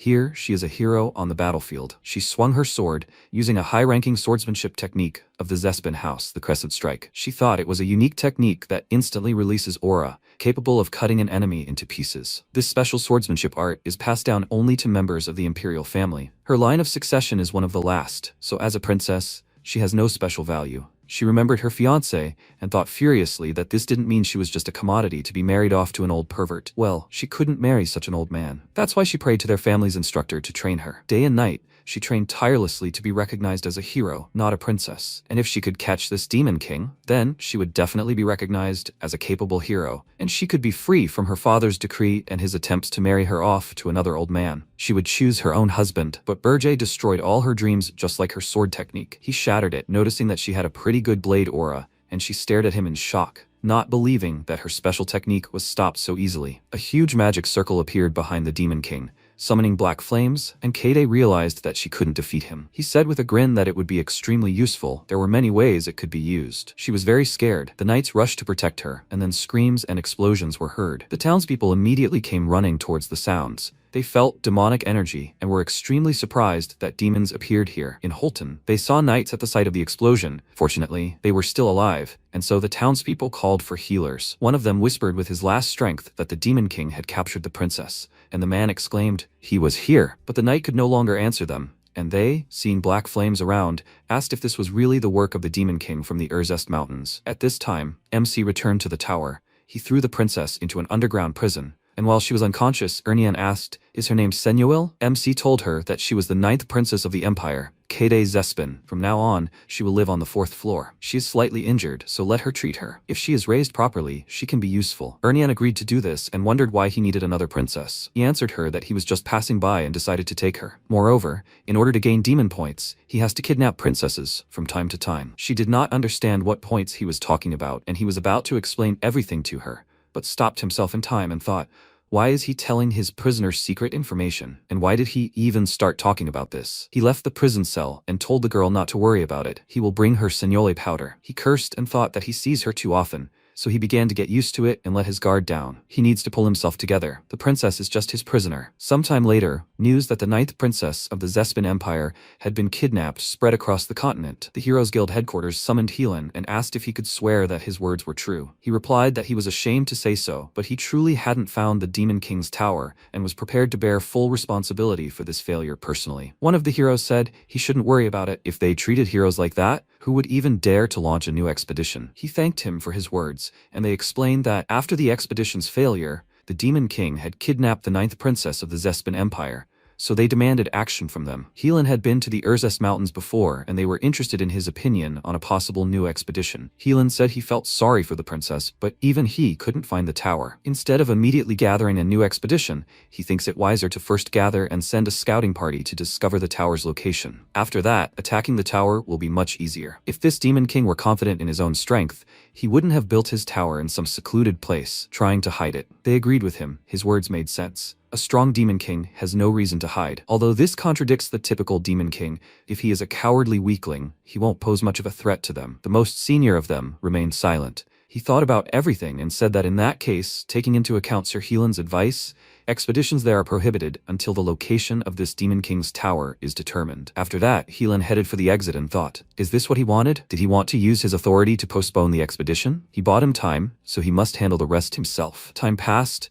Gordon told the king about Helan's successes, and he ordered him to continue to monitor him. After that, he thought they were preparing for a full-scale assault with their entire force. If it weren't for Helan, things would have been bad. He made the right decision by making him his vassal. Outside the tower, Helan and Granada are acting in his interests. Using them, he can buy himself time. By capturing the new princess, he has significantly increased his demonic points. If he uses the Armani sphere on her, he will have a decent combat unit. The dwarf is rebuilding the first floor of the tower, strengthening it, and Krutu is expanding his personal influence among the orcs. And as soon as Princess Ernian forges a contract with the Great Spirit, the tower, which expeditions of ordinary heroes would not dare storm, will become a problem even for elite troops. And only then will he finally be able to turn his gaze beyond the mountain and begin his bloody retribution. He will punish the heroes who once killed him, but to do this, he must first obtain the notorious Senuel powder. To do this, he will have to go to a place where powerful wizards and even heroes live, the city of science and magic, Amor. He stood right in front of this city, covered by a huge barrier, and cursed. How can he get the powder without getting caught in the process? The difficulty level is off the charts. In this city, there is a small shop located next to the largest magic market in the kingdom, and it is called Jetson's Paradise. The shopkeeper was reading a newspaper, outraged by the news of the princess's kidnapping and the failure of the expedition to find the Demon King's tower,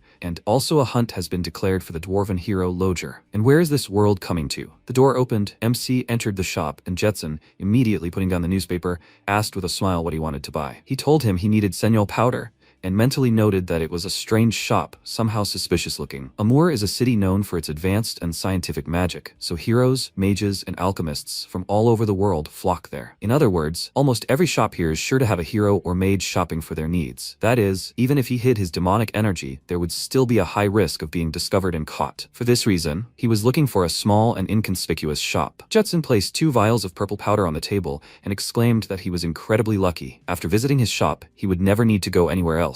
He was willing to sell him Senyol powder for a special price, just 1 gold coin, which was very cheap. Berger asked him to stop shouting and pointed out that the price was not cheap, and the powder should be green, not purple. The man told him it was a new variety. This version of the powder is secretly produced by the Magic Tower. It's never sold on the market, so it's a very rare item. If he doesn't buy it now, he won't get a second chance, because half the city is chasing this particular variation of sensual powder. He smirked and thought that he looked like a nobleman who, for some reason, was forced to hide the fact of his purchase, and therefore he would shake all the money out of him. MC was furious. He realized that he knew he couldn't go to another store and was trying to scam him. Maybe he should just kill him? The bell rang, and another customer entered the store, irritably asking why they had even come to this junk shop. Realizing who it was, Burji was terrified. It was Princess Louise herself, who had come here in search of Loger. Her loyal warrior said that if Loger is wanted, he would hardly go to a popular place, because they are looking for him everywhere, and she said that she would never have thought that she would have to visit such a cheap store, and all because of him. Her guard approached the store owner to find out information about Loger, and MC looked at the girl and thought that there was no mistake. Nasty character, rough voice and hairstyle, it was definitely Louise Werft. She does not recognize him because he used a mask to hide his identity during the fight with her. Jetson asked, so they are looking for someone? He is so sorry. He has memory lapses due to a bad mood when he can't sell anything. Louise got angry and exclaimed that this human idiot was mocking them, after which she threatened him with a dagger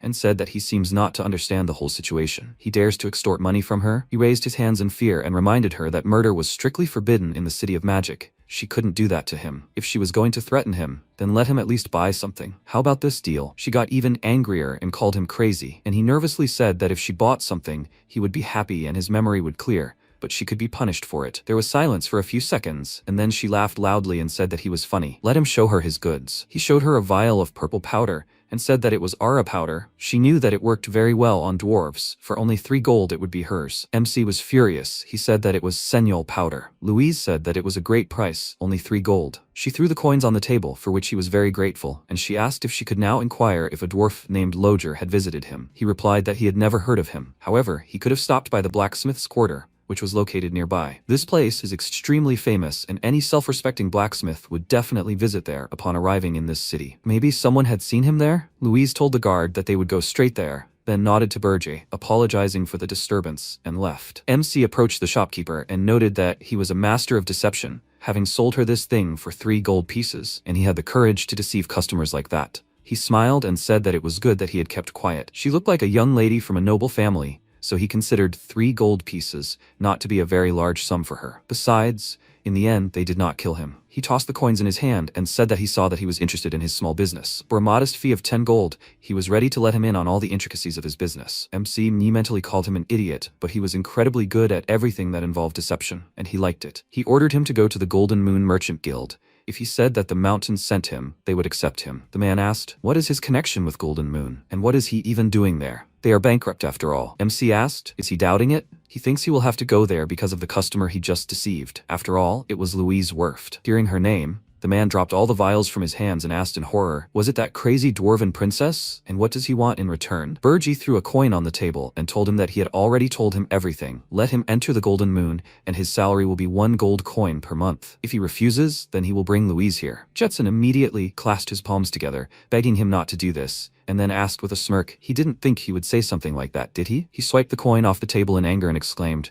does he think he can be fooled so easily? Let him leave here and drag that princess here if he dares. Why would someone like her even visit his store? MC left the store and a few seconds later returned with an enraged Louise, and the man realized that he had screwed up. Once he was taught a lesson, MC finally got the powder and left the store, thinking that even normal stores only sell regular senile powder. Louise approached him and said it was good that he was still here. Thanks to him, they returned the counterfeit product. He told her that he was always happy to help. Could he ask what she had done with the owner of that shop? She clenched her fist in anger and told him that, unfortunately, the laws of another country applied here, so she was only teaching him a little lesson. Otherwise, she would rather have ripped his heart out of his chest, so he would know how a deceived lady feels. Her guard wiped away his tears. He had no idea how angry she could be. Berta's face turned slightly pale and he thought that she was still the same, not changing at all. And then an idea occurred to him. He asked, wasn't she looking for a man named Loger? Was he a blacksmith? She asked excitedly. Did he know where he was? He showed her the necklace and asked if this thing was somehow connected to him. The guard exclaimed that this necklace was the work of Master Loger, and MC told them that 2 months ago he met him near the Ormus forest. He was hungry and traded it for food. That's how he got the necklace. He decided to keep it for himself because it seemed valuable to him. Louise clenched her fist, containing her anger, and said that she was in his debt again. If they were at her house, she would be obliged to invite him to a glorious drinking bout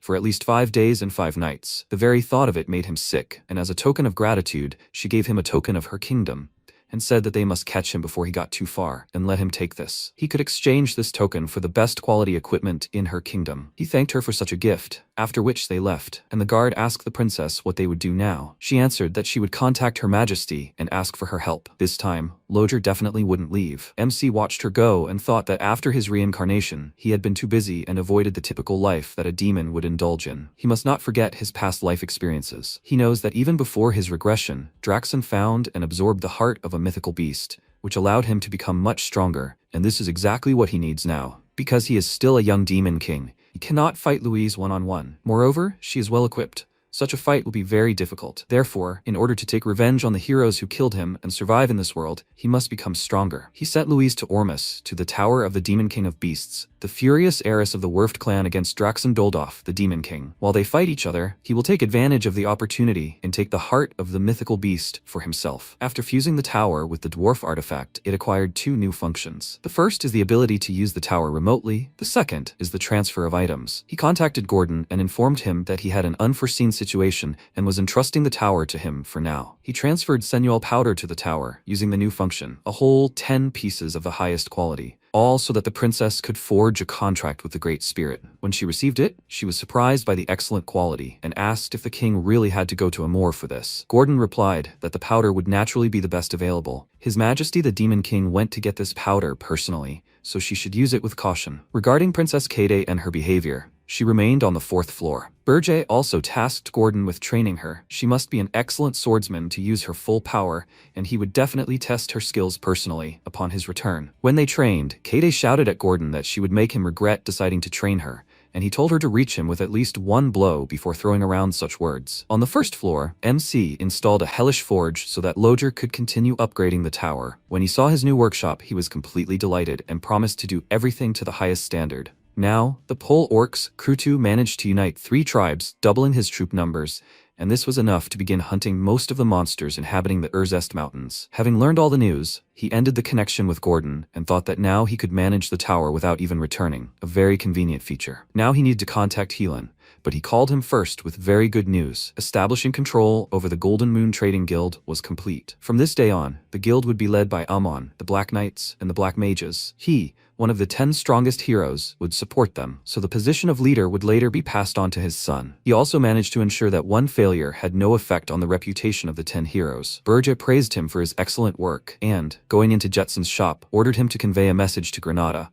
He would provide him with funding through the Golden Moon Guild, and he would use the money to buy all the elf slaves on the continent. And he'll also send someone to the guild, a con man named Jetson. He'll be useful to them, so let him get involved. Jetson, hiding under the table, trembled with fear and covered his mouth to keep quiet. And MC said that this idiot even had the nerve to deceive Louise Werft. He glanced at the table he was hiding under and said that he'd already found out everything he could about him, so if he didn't show up at the door within a month, he'd send an assassin after him, who would simply clean up any unnecessary contact. After that, he left, and as soon as the door closed, Jetson could finally breathe. Meanwhile, Granada was training mercenaries and received an order from the king. He was surprised that he ordered the ransom of all the elves and promised to gather them as quickly as he could, after which, he thought that saving his brothers and sisters from slavery was good, but he was literally dragging them into the clutches of the Demon King. Most likely, he wants to use them, like him, as spies. Did he really hand this task over to him on purpose? One of the mercenaries, meanwhile, whispered to the deputy commander and asked if they were really learning elven fencing. He answered that he didn't know at all. This elf ordered them to perform this exercise. Do they have any other options? He was also so tired of constantly bragging about being several hundred years old. The mercenary said that the captain didn't seem to be here. Maybe they could take advantage of his distraction? The others agreed with him. The deputy commander became nervous, but still agreed with them, after which they, continuing to make sounds as if they were practicing, quietly left. Granada didn't pay attention and thought that being under the Demon King's command was clearly better than remaining a servant to humans his entire life and dying such an inglorious death. Of course, he noticed that they decided to leave, and as soon as he waved his fingers, the second-in-command found himself tied with vines, and he exclaimed that he was wrong and begged for forgiveness. Let him just not humiliate him in front of his own people. The others immediately took up swords and continued training, and he indignantly exclaimed, why was he the only one being punished? Helan heard the noise and asked what was going on there. He answered that everything was fine. What was he going to do with them? Helan answered that he didn't know. He said he wanted to go in search of treasure. Sometime later, in Ormus, a kingdom in the tropics, Louise was wandering somewhere in the forests, and she was very angry. Her assistant said that they had already received an ultimatum from Ormus, demanding that they withdraw their troops. She exclaimed irritably that she still hadn't found that idiot, and the dwarf said they'd already checked all the areas Ormus had allowed them into. Louise said there was one more place they hadn't been, and he asked if she was talking about the Monster Mountain. She was really thinking about going there, and he exclaimed that it was dangerous, that it was the territory of the beast Demon King. Louise said it was fine, they wouldn't touch her. After all, if demons dared to encroach on a member of the dwarven royal family,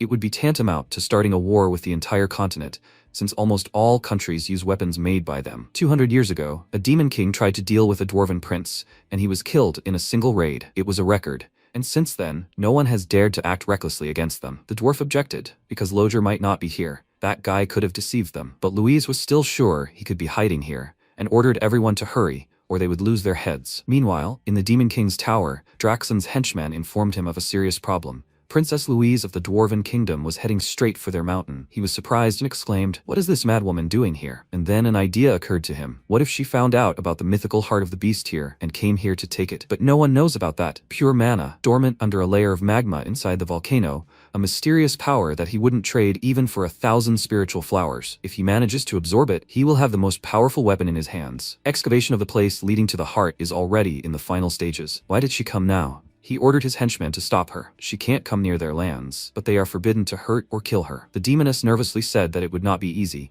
and he indignantly exclaimed, "What did she just say?" Meanwhile, Prince Ormus Max stood in Louise's way and threateningly asked, "Does she want to die so much? These lands belong to the Demon King, and outsiders are forbidden to enter. Didn't they warn her from the palace? After all, there is a possibility that she will be killed." She became slightly nervous and said that they would not dare touch her. "Let him get out of the way. She will not return until she finds Loger." He grinned and asked, "Are the dwarves really that stupid?" Thanks to the all-out war they started 200 years ago, because of the death of their prince, the Zespin Empire, located near the Demon King's tower, made a huge amount of money selling provisions and equipment to heroes. As a result, the country, which was then still a kingdom, turned into an empire. If she dies here at the hands of demons, the situation will repeat itself, right? Now gold will flow like a river into Ormus. They were surrounded by warriors on all sides. The princess became slightly nervous, but her anger was greater, and then Max pounced on her, shouting that it was their turn to bathe in gold. He gave the order to kill everyone for the sake of their future, and the warriors pounced on the dwarves. Louise took out her axe, and, calling them cowardly monkeys, said that she would kill them, while the Demon King's minion informed him that the dwarves were about to be killed. Draxon nervously exclaimed that this cannot be allowed, that she must stop them immediately. Those idiots from Ormus, they want to finish off Louise and frame him, because if that happens, they will start an all-out war against him like they did back then. 200 years ago, he ordered his subordinates to send demons and monsters to that place. To stop them, they had to save the princess at any cost. Meanwhile, the battle was in full swing, and Ormus's warriors were gradually gaining the upper hand. The dwarves protected their princess with shields, and her subordinates said that the terrain was against them. They had no chance in open combat. They would clear a path for her, so let her go. Louise screamed that this infuriated her so much, she would tear them apart with her own hands. The dwarf asked her to calm down, and when she cast a furious glare at Max, he mockingly said that she looked ridiculous hiding behind that turtle formation. He would finish her off in one blow. He took aim and was about to throw his spear at her, but suddenly felt demonic energy behind him and wondered if the local Demon King's minions were already here. It was Burje. He approached him and said that attacking Ormus was not part of his plans. Their interests are quite conflicting. Max and Louise realized that this was not the king of the demonic beasts, and this made them nervous. And MC told the prince that he would die today. He was wearing a mask that hid his face, so they did not recognize him. And Max exclaimed that it was some high-ranking demon. Let them kill the princess while he dealt with him. They rushed to carry out his order, and then several screams were heard, and he turned around, seeing Louise rushing towards him, who screamed, "How dare he turn away from her during the fight?" Her appearance made him nervous. How could a dwarf girl even be like that? He decided to deal with her first, but he was captured by demonic energy, and he realized that he could not move. He became nervous and thought that he had fooled him so easily, and then Louise dealt him a fatal blow and landed on a branch, thinking, "Where is that demon?" His magical energy had completely evaporated. The warriors immediately pounced on her, asking how she dared attack their prince, and she furiously shouted back that they were the ones who attacked her first. Let them go to their ancestors after their prince. Her warriors drew their crossbows and began shooting everyone who approached her, while Burja watched from the sidelines and thought Louise wouldn't like this. After that, He turned to the tower with a smile and hoped that the demonic king of beasts would rise to the bait. 5 minutes earlier, Draxon had sensed demonic energy, and his minion had told him the same thing. He said that it definitely didn't belong to one of them, meaning one of the kings had sent his minions to their land, and judging by the energy, it was at least a greater demon, or someone even stronger than him. He clenched his teeth in nervousness and thought of Prince Ormus fighting the dwarven princess while other demons attacked them. Everything was going too perfectly. He needed to check everything himself, so he went to the battlefield and, not seeing the princess anywhere, exclaimed, "What's wrong with her? Where is she? Where are the alien demons that were here?" His minions bowed their heads and asked for his forgiveness, but when they arrived, the princess was already surrounded by Ormus's warriors. Draxon became very nervous. Would everything really turn out exactly as it had 200 years ago? He had no chance to prevent this scenario. The wolf said that the princess was surrounded by warriors. They tried to save her, but she dealt with the enemies herself, so they couldn't even help her. Draxon nearly had a heart attack and immediately punished him and the other wolves for misleading him. Afterwards, his subordinates brought the hostages to him and informed him that Prince Ormus had been killed by the dwarven princess. What should they do with the remaining warriors? Draxon thought that if he killed them, he would be accused of attempting to assassinate the prince. This was a good chance to gain demon points, but kidnapping and murder would yield different amounts. Ormus was a small faction, but even they could cause problems if they realized that he had killed their prince. So he ordered his subordinates to send them back home. These idiots must report accurately to their authorities about the events that happened here, so that he would not be accused of something he did not do. After that, he asked, "Did they find the demon that infiltrated their territory?"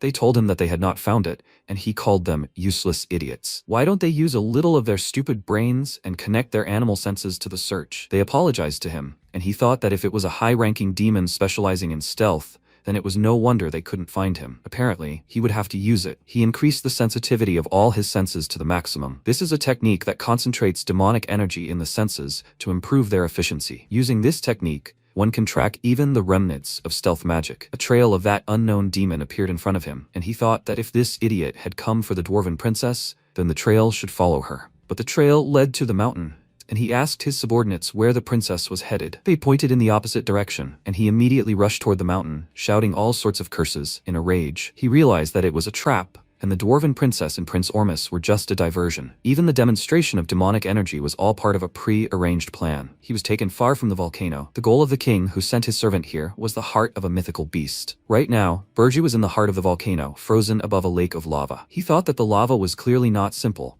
He could sense the heart's energy even here. No matter how strong Draxon was, he clearly wouldn't dare jump here. That's why they were building a special structure to drain the lava. But he didn't care, because the scales of the black flame dragon could protect him even from lava. Suddenly, a three-eyed tiger pounced on him from behind. He swung his mace with all his might, and there was a roar, but MC stopped the weapon with his hand. He asked how the demon had managed to notice him from such a distance. The tiger shouted that he was the demon king, and then Burju grabbed his hand and offered to dive into the lava together.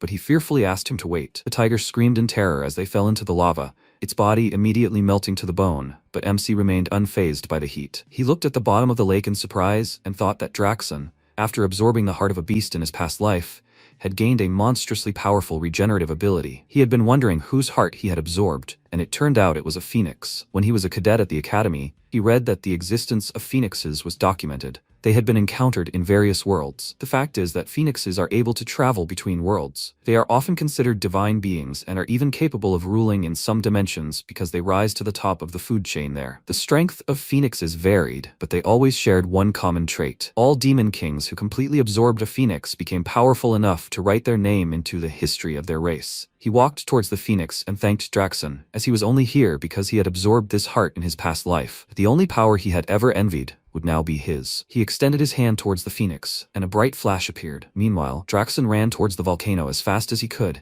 and wondered who had found out his secret about the phoenix. Could it really be Burju? But that idiot had come here empty-handed. Besides, he didn't have any high-ranking demons except for his deputy. But he shouldn't have left the tower. A newbie simply couldn't pull off such a scheme. He had taken security very seriously, so why had this happened? He ran to the cave entrance, and the guards asked him what he was doing there, but he ignored them and ran on, sweeping away everyone in his path. He thought it was Reyna, or maybe Ugar. It was unlikely that any of them could have pulled this off. Ugar didn't have the brains for such a plan, and Reyna was from an ice race. The phoenix's fire would be like poison to her. That left only one candidate. He ran to the lava lake and shouted excitedly, "Is the phoenix's body all right?" His subordinates told him that everything was fine, but just a minute ago, their brother, the tiger, jumped into the lava. Draxon stared at them in shock, then threw himself into the lava and shouted that they needed to get him out. The beasts held him in place, asking what was wrong, and he shouted that this idiot was trying to steal his phoenix. Then the lava erupted and rushed toward the top of the volcano. At that moment, everyone's eyes were glued to a bright point in the sky. Draxon shouted Jason's name in rage, cursing him, and a huge fiery phoenix appeared at the top of the volcano, its wings covering the entire sky. Time passed, MC woke up, but he had no idea where he was. He was going to transfer the phoenix's body to his dimension and then take it to the tower,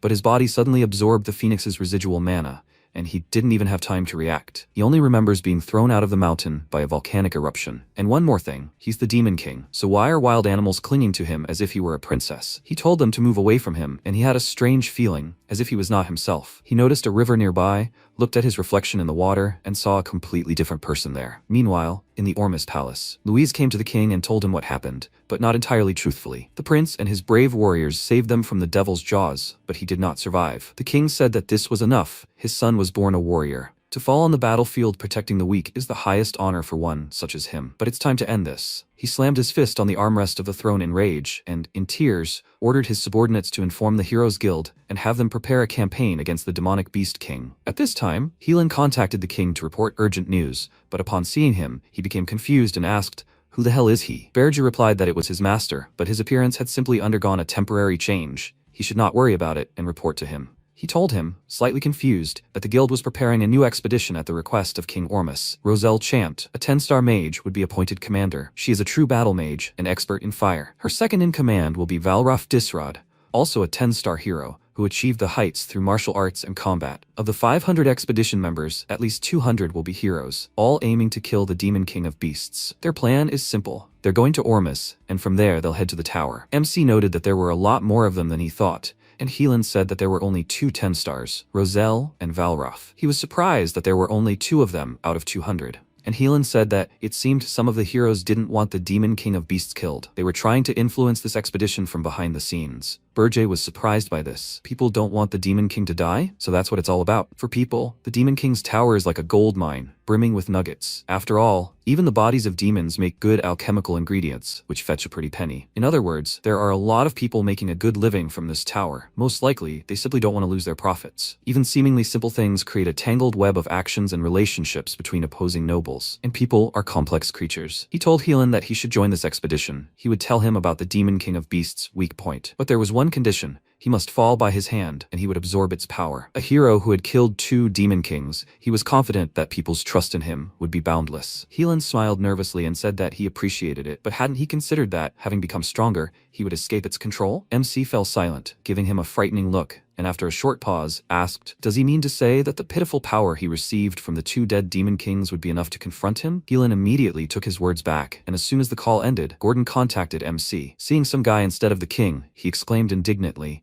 "Who the hell is he? Where is his king?" He answered irritably that he was his king, and Gordon was confused. He wanted to say something about his appearance, but Berge ordered him to tell him why he contacted him. He told him that a message had come from the Tower of Demonic Beasts. They asked him to come there immediately. MC exclaimed in bewilderment, "Was it Draxon?" Gordon confirmed this, saying that it was he who sent the request, and later other demonic kings arrived at the Tower of the Beast King. Reyna thought it really stunk in there, and Ugar immediately asked what had happened. Draxon told them to first go upstairs and wait. He would meet the rest of the guests. They entered the tower, and he nervously clenched his teeth, thinking that Berge and Jason were late. Are they really preparing for a meeting? Are they weighing their options? If Berge is late, he will become his #1 suspect. The main thing is for him to relax and let down his guard. Meanwhile, MC grew wings, causing his hair to return to its original color, and then he flapped them sharply, rising into the air, and thought that there was no time left at all. Gordon said that since he was already in Ormus, the portal was only for him, and Berge excitedly ordered him to stay put. The demon asked in surprise, was he returning to the tower? He confirmed this and ended the connection with him, after which he thought that if he flew there himself and not through the portal,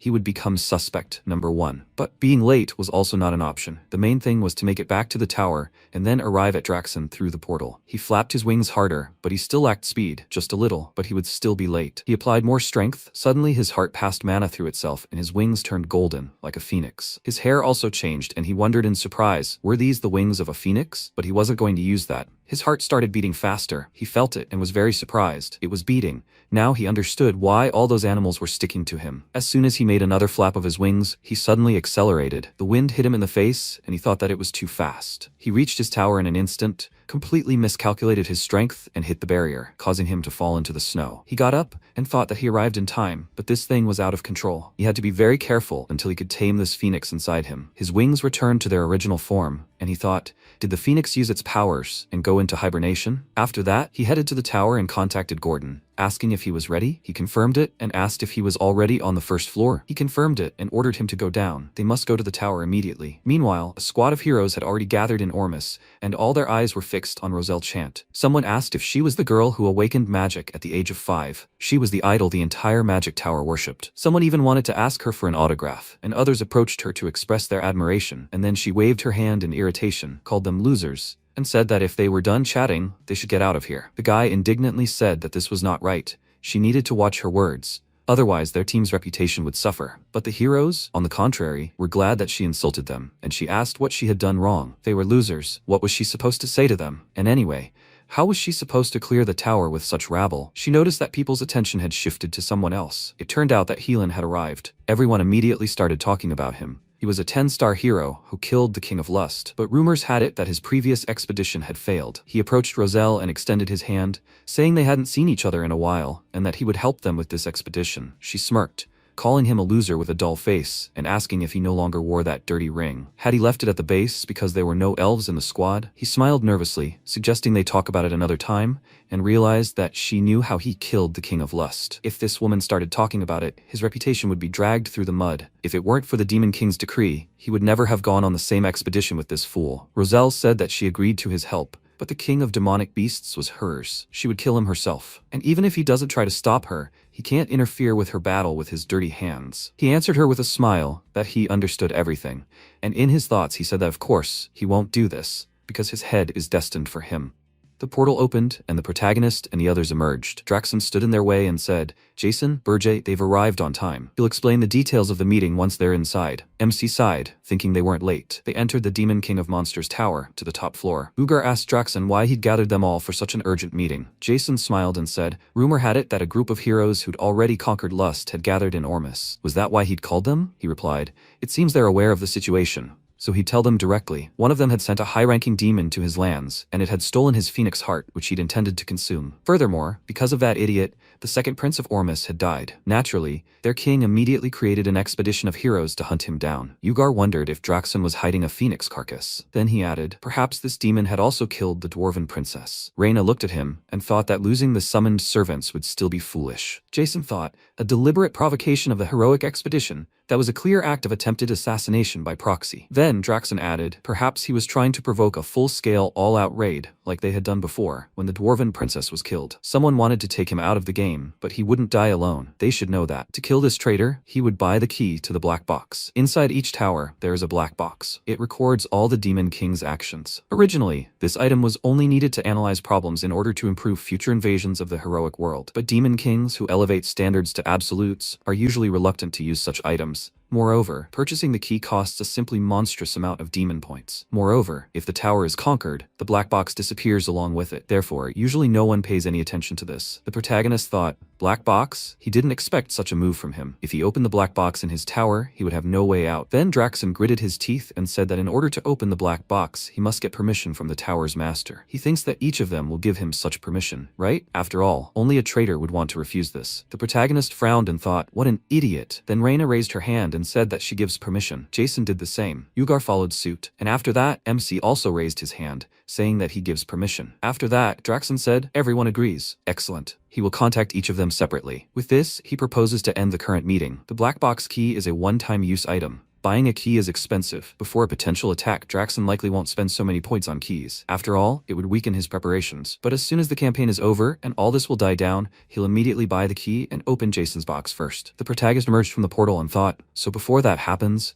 they need to deal with Draxon. He then said he'd quickly check the situation in the tower and then head out on business. Gordon followed him and, closing his eyes, declared that everything was ready. The protagonist said that in that case, he suggests starting from the first floor. He shouted, yes, your majesty. After a while, Burja Tower, first floor. Loger stood on the enormous equipment, raising his hands and shouted, well, how about it, your demonic majesty? A magical cannon forged in a hellish forge. He called it the Inferno Barrel M1. He had to look at its perfect proportions. He'd never created such a masterpiece before. Thanks to the Hellforge, it can easily use 3 or more elements to attack. What's more, it's mobile. It can be freely placed anywhere. Nothing like this has ever been created. It fires mana projectiles. It even has its own generator that can draw mana from the surrounding area and fuel it. It can fire at a single target, lay fire on an entire area, or act as a guard, protecting a specific territory, simply all in one. Then the protagonist cleared his throat and said that he had given him permission to create the weapon he wanted. But was he sure it was all right? Gordon replied that it was true. His slate was a little runny, but that didn't change the fact that the gun worked. If it bothered him, he could take the Hellforge away from him. But he replied, no, he had to keep it. They would see how far he could go. Meanwhile, Lodger continued to hold his hands above himself and shouted that he was grateful, His Majesty. He won't regret it.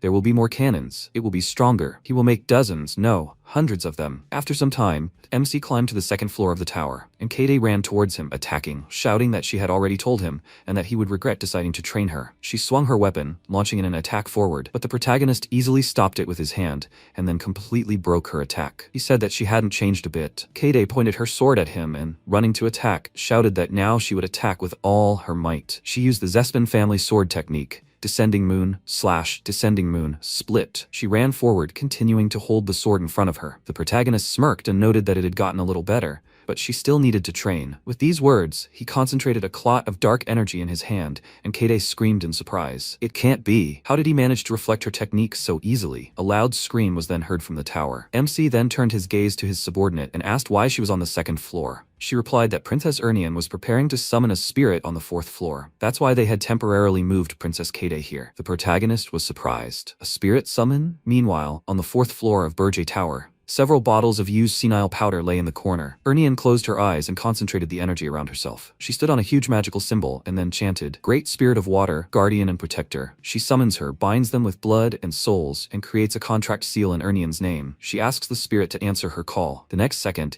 everything around was covered in water, and the magical symbol glowed, and Ernian said, Nairuniel. Nairuniel actually appeared in front of her and opened her eyes, sighing in surprise. She said, I wonder if anyone had the talent to summon her inside the Demon King's tower? Good. According to the ancient covenant of her ancestors, she, Nairuniel, the great water spirit, recognizes her, a man named Ernian, as her contractor. She extended her hand, and Ernian extended hers in return. Then, closing her eyes, she began to rise in the streams of water, but the next second she fell right into the protagonist's arms. She looked at him and asked, His Majesty? He smiled, looked at her, and said that he almost missed such a rare sight. Excellent work. She blushed with embarrassment and said that it was nothing special. All thanks to the Cineal powder he'd managed to get for her. Then she looked up at him and added that she loved him, the Demon King. The next second, she turned pale with horror and screamed nervously. No, it wasn't her. Please, he has to believe her. The voice was hers, but it wasn't her speaking. The protagonist spoke, and she summoned a rather headstrong spirit. At that moment, Nairuniel flew past them and said, Oh my god, what should she do? She blurted it out without thinking, but she really does adore the Demon King. How sad that she got caught so quickly. So what? When are they going anywhere? MC wondered in surprise. What kind of nonsense was this? And at that moment Kade, looking at her, screamed, What? What is she even talking about? She nervously raised her hands to her face, and Nairuniel, chuckling slightly, added, Rumors of love between the Demon King and the princess are already thundering throughout the spirit world. She flew closer and added,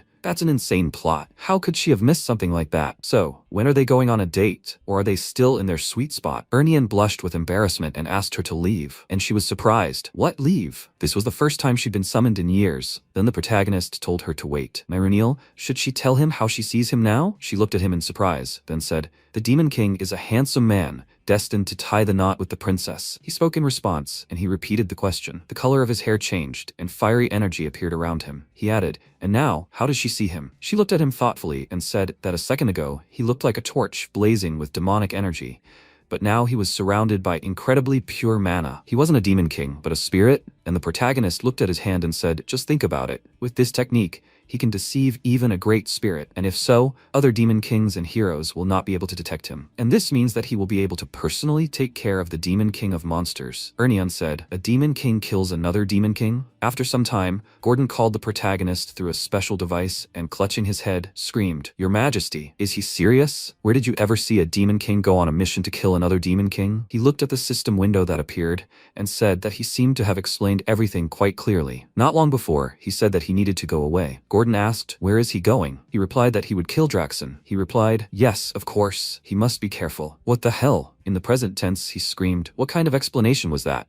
He doesn't understand anything at all. Then MC said he thought he wouldn't try to challenge his decision anymore. He was indignant, but that's different. It's one thing to disobey the doctrines of the Demon King's code, and another to kill his fellow Demon Kings. What if someone finds out about this? The protagonist continued to fly forward and replied that that's why he was dealing with this matter. If they couldn't deal with Draxon before he opened his black box, they would dispose of him. Gordon shouted that he understood this, but didn't he think it was too dangerous? He hadn't even overcome Arine's energy resistance yet. Spatial energy. Each individual subspace is naturally hostile to any other. It rejects any intruders and tries to crush them with its energy. Demons whose power is suppressed by the energy of the world they arrived in become significantly weaker. The heroes chosen by this dimension are the main weapon in the fight against weakened intruders. This is the natural order of the world. But what about the Demon Kings? To overcome the resistance of the world they found themselves in, they developed their own answer, the King's Tower. The tower isn't just a fortification, it's a relay station connecting the demon's home dimension with the subdimensional world of the world its master travels to. By strengthening the tower with demonic energy points, its master gains the ability to draw more demonic energy from their home dimension, which is how Demon Kings gradually regain their power. Simply put,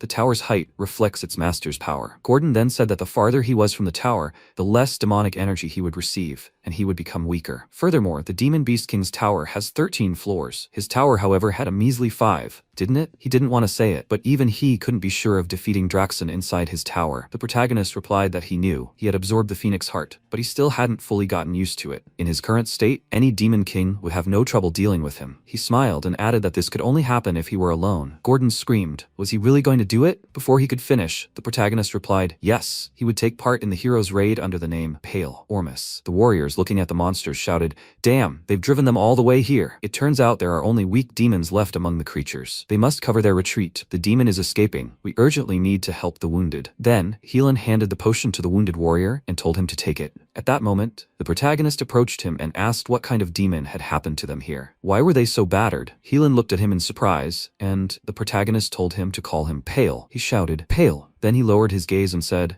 as soon as they had gathered a sufficient number of heroes, it was decided to immediately set out to clear the tower. They did everything as he said. They attacked him at his most important weak point, his tail. Thanks to this, they managed to weaken him. But not long before this, Helan abruptly turned and shouted. Roselle champed, it's her turn. But he noticed her kneeling on the field, clutching her staff. She clenched her teeth, and at that moment Draxon was approaching them. In the present, Helan said that due to Roselle's grievous injury, they had to retreat. Their raid had failed. The protagonist smiled, looking at him, and thought, now everything is clear. In other words, he's finished. Then Helan added that they lost, but they dealt him a very heavy blow. He will need time to recover. Plus, they killed a lot of his minions. Hearing this, MC thought, that means there is still time. All they need is to launch a new raid before Draxon restores the tower. Then he told him to wait. Roselle was hurt, and what was Valrath Disrod doing? He was supposed to be guarding her, and Helan frowned and said, Valrath, that idiot escaped. That idiot. Before he could finish speaking, Roselle came up to them and said that he escaped even before they attacked the tower. His sponsors have a vested interest in the tower's existence. They are money-obsessed, sick idiots. The protagonist asked,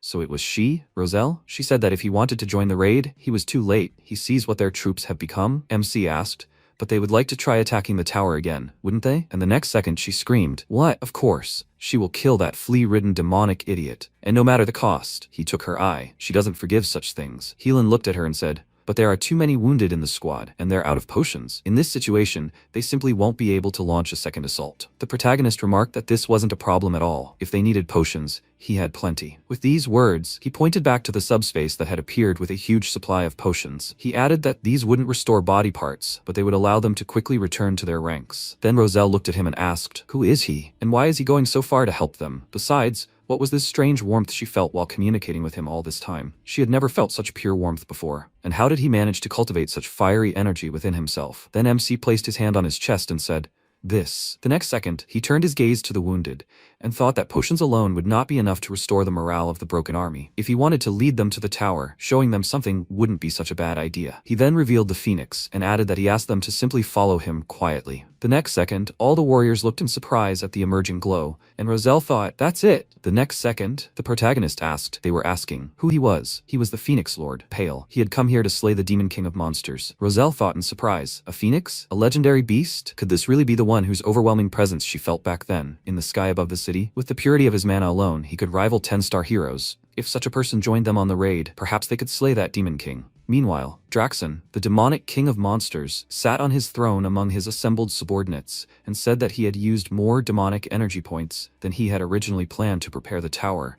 and because of this, he had only been able to buy one black box key. At that moment, he held the black box key in his hand and added that they would open the other one later. His turn, the damn idiot. He began to open the black box of the king who had given his consent. The next second, energy began to spill out of the box, and Draxon said, "Come on, he must show him everything. He wants to see all the secrets it holds." Then he screamed in surprise, "No, stop. Is this true? The black box records cannot be tampered with or altered. If it's true, so that's why he did it. He must tell the other kings about this as soon as possible." After a while, he screamed indignantly. "What did she say?" His subordinate knelt before him and shouted, "Your Majesty, right now, there are heroes attacking them." He yelled in surprise. "What?" And she added, "This time, a new 10-star hero has arrived with them. Ralph Schmitz. He's leading the raid. An hour ago, Ormus." The warriors looking at the main character shouted, "Yes! They must try to attack again. They have a true phoenix with them. The demon king of monsters is nothing. They must raise their blades. They will exterminate all the demons. The phoenix is with them. Hooray! The demon king's treasures will soon be theirs." Watching them, MC thought,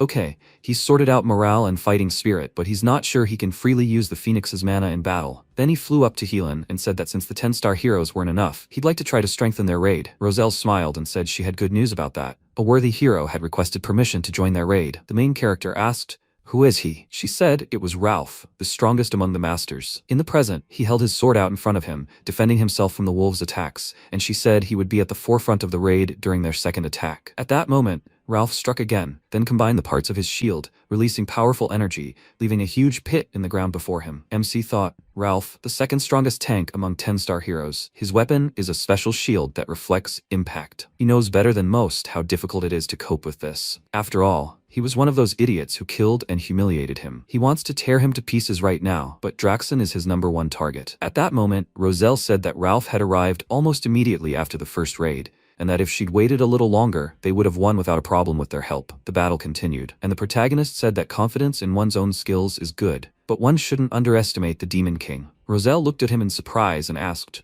"What?" And he walked forward and said that Demon Kings always keep a couple of aces up their sleeves, and they only enter with him when they realize things are dire. Then he thought if Draxon had already bought the key, he wouldn't have enough demonic energy points to repel the raid. This meant that, at this rate in this life, he would find out what trump card Draxon had hidden. Sometime later, on the 13th floor of the tower, the Demon King's throne room, Ralph and the others entered the floor and the warriors began to chatter. "Are there any demons left here? But this is definitely the top floor. Last time it was swarming with demons." And then Draxon said, "Damn insects." He didn't expect them to visit him again so soon. He had to sacrifice something for this. Roselle said, "Monstrously powerful demonic energy. Could it be because of this thing? But there aren't a single monster in his hands here." And he absorbed the dark energy and said it was correct. He just needed to finish them all off in one blow. All his servants were with him now. The protagonist looked at him and thought, according to the standards of Demon Kings, the top floor should already contain the strongest monsters. And he found a loophole. He absorbed the power of the entire floor. The next second, Draxon said, "Fools, he will turn them all to ash. No one will leave here alive." Then the protagonist thought, now it's about to begin. The next second, Draxon howled loudly and released a powerful wave of energy around him.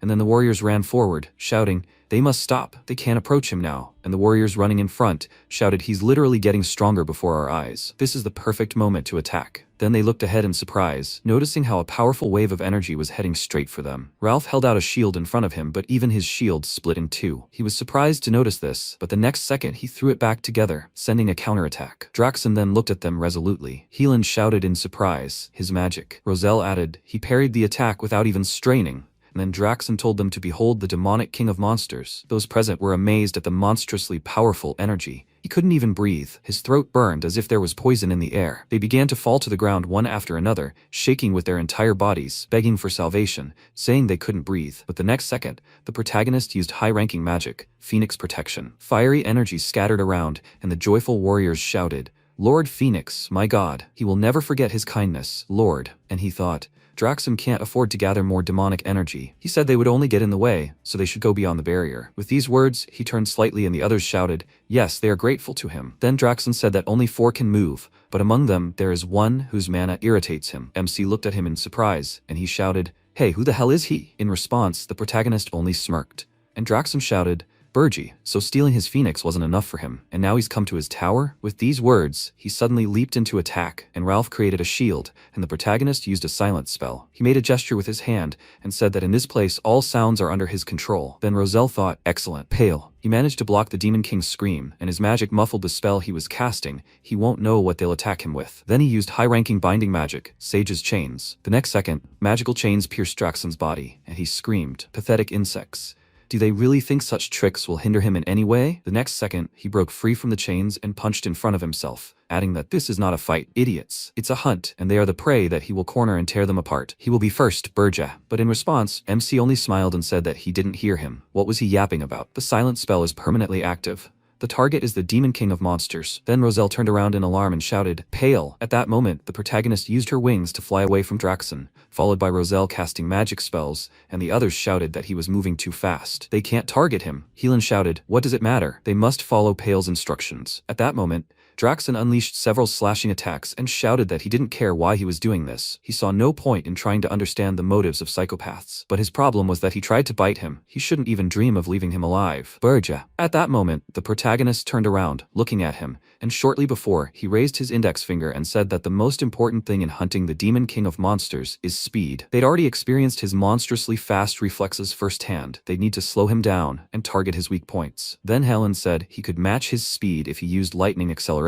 The protagonist replied, great, he'd signal him at the right moment. He wondered, what signal? The Praxon moved closer and shouted that he'd been caught. But the protagonist flew further, then turned sharply and used the Aherman sphere. Draxon was surprised to see this and asked, are you completely stupid? He thought such a thing would work on him. The protagonist smiled and said it wouldn't work on him, but the sphere had another useful property. It could tell a vassal where his lord was. Draxon asked, what good would that do? There was no one here who could help him. And the next second, Helan, concentrating his energies around his body, ran at Draxon, screaming that his head was about to explode. He must never use that damn sphere of his again. And Draxon shouted, Berger, you're crazy, you idiot. He's taken the hero as a vassal. The protagonist replied that he should try it sometime. A very useful investment, if he survived this, of course. The next second, Helan delivered a powerful blow, releasing energy that hit its target precisely. Wounds appeared on the enemy's body, and he uttered a rant. Mere pathetic words, and all for one miserable attack? How pathetic. But the very next second, a multitude of magical symbols appeared around him. Shortly before, the protagonist looked at Roselle and said that when Helan's attack created a hole in his defense,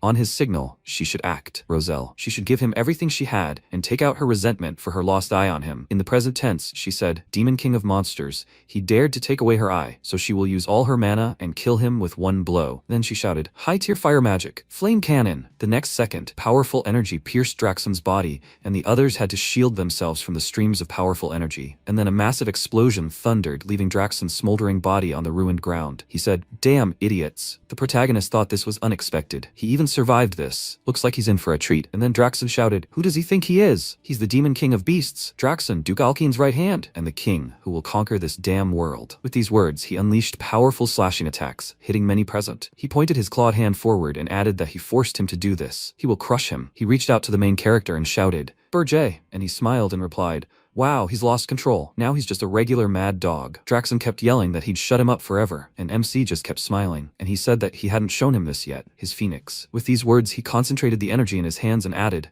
which he so cherished in his volcano. Draxon shouted, Burja, it. Then the protagonist directed a stream of powerful energy at him, and he shouted, this. He was not finished with him yet, but from such a powerful blow he flew far back, but met in his path a counterattack from Ralph, which he released from a closed shield. He thought that his weak point was his tail, and at that moment, Roselle, with the last of her strength, raised herself up, and concentrating the energy in her hand, she said that she would not miss. She used high-ranking binding magic, the chains of the sage. The attack pierced Draxon's body again, and he thought, no, if they hit him now. Then the protagonist gave the signal to Helan, and he concentrated energy in his body, preparing for the strike. The next second, the enemy shouted, Burger, and Helan ran forward with lightning speed, delivering a powerful attack. And MC told him not to worry. He would take care of the phoenix. He was saying goodbye, Draxon. At that moment, his head flew from his shoulders, and the surprised warriors said, they won. Lord Helan, he defeated the monster lord. Then he raised his sword, and the others shouted, long live Helan. Glory to the hero. And he smiled and thought, yes, children, more. They must exalt him higher. The greatest hero in history will be none other than he, Helan. Then the others shouted, the tower is collapsing. We must grab the treasures. We must bring recovery elixirs to the 10th rank heroes. Everyone leave. Get out quickly. And at that moment, the protagonist stood next to Draxon's severed head and thought, would they really give him a second chance? Although it hardly makes any sense. After all, to the very end, he was never able to spit on the laws of the Demon Lord. After a while, Roselle said, so that was his plan all along, to personally cut off the Beast Lord's head. Helen, whose body was bandaged, remarked that she was mistaken,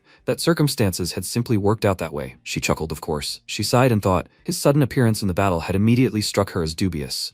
But since they had fought tooth and nail, they couldn't be blamed. After all, they had only survived back then thanks to him. Then she said that she had the Beast Lord's body. Any objections? Elin replied. No, of course not, none. Then one of the warriors raised his hand and shouted, Mistress Roselle, she must look here. Here in the ruins of the tower, they found the kidnapped prince and all the princesses. She ran up to the girl in surprise and asked if this really was the same princess. At that moment, the third princess of the Akan kingdom, Lavinia, rose slightly. Roselle shouted, yes, it was her. Lavinia, what the hell is she doing here? She replied, materials. Roselle was indignant. She came here for materials to create chimeras? She said, monster. And she continued to be indignant. She showed up in the tower to get some monster's body? The others thought, how could she understand her? Then Roselle extended her hand and asked, the Beast Lord didn't touch her. And she said, gold monsters. She asked, did she decide to buy a monster? She nodded in response, and watching them, MC thought he'd been wondering where this Draxon got all that money. He must have been extorting it from the princess. Then Roselle lifted Lavinia up and said, first, she'll take her home. She's a good-for-nothing princess. The protagonist thought,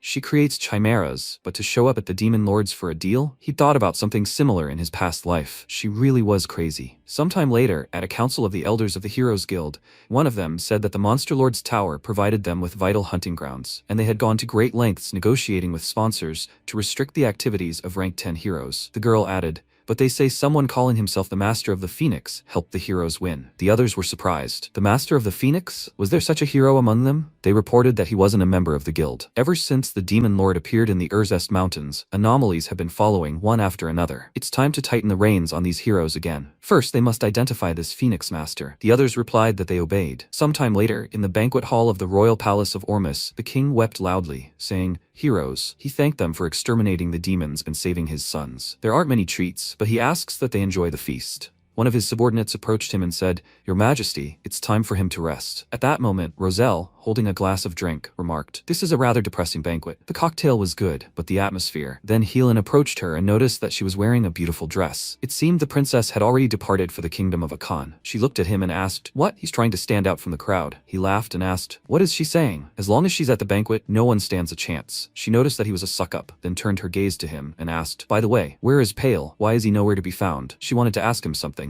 Hearing this, the others perked up. Mr. Pale? He too is eager to meet him, the one who saved them. He hasn't yet had a chance to express his gratitude. And then Ralph said, The Phoenix Lord was amazing. The others looked at him in surprise and thought, Lord Ralph? He finally spoke, and then Helen put his hands in front of him and said that he was afraid to upset them, but Lord Pale had already left them. The others shouted, What? Meanwhile, on the Regressed mountain range, Berger Tower, Gordon said, Welcome back, his lord. Did he really finish off the Monster Lord? MC nodded and replied, Finished him off. And he thought, crazy. He actually did it. How are they supposed to clean up the mess now? Out of worry, he started waving a dust cleaning tool, and the protagonist noticed that dust was flying. After that, he sat down on the throne and said, Now that Draxon is dead, the other lords will show up soon. If he's not there by then, it will look suspicious. Gordon said, That's why he was in such a hurry to return? And MC thought, and this fight made him realize something. He was still too weak. Even though Draxon had gone to extreme measures, he was still exhausted from his recent clash with the heroes. His finishing blow should have been fatal, but it didn't do the damage he expected. Not only his true power, but also the Phoenix heart. All of it needed to be developed and strengthened. The next second, Jason contacted him and called him. He asked what was wrong. He thought he knew it. A notification had arrived. Good thing he had returned in time. Then he said that today he intended to hold a council of lords in his tower. The protagonist was surprised. So suddenly? Was it time for the next gathering? He replied that it wasn't so. He just didn't know yet. Lord Draxon had passed away. With these words, he lowered his gaze and placed his hand on his chest,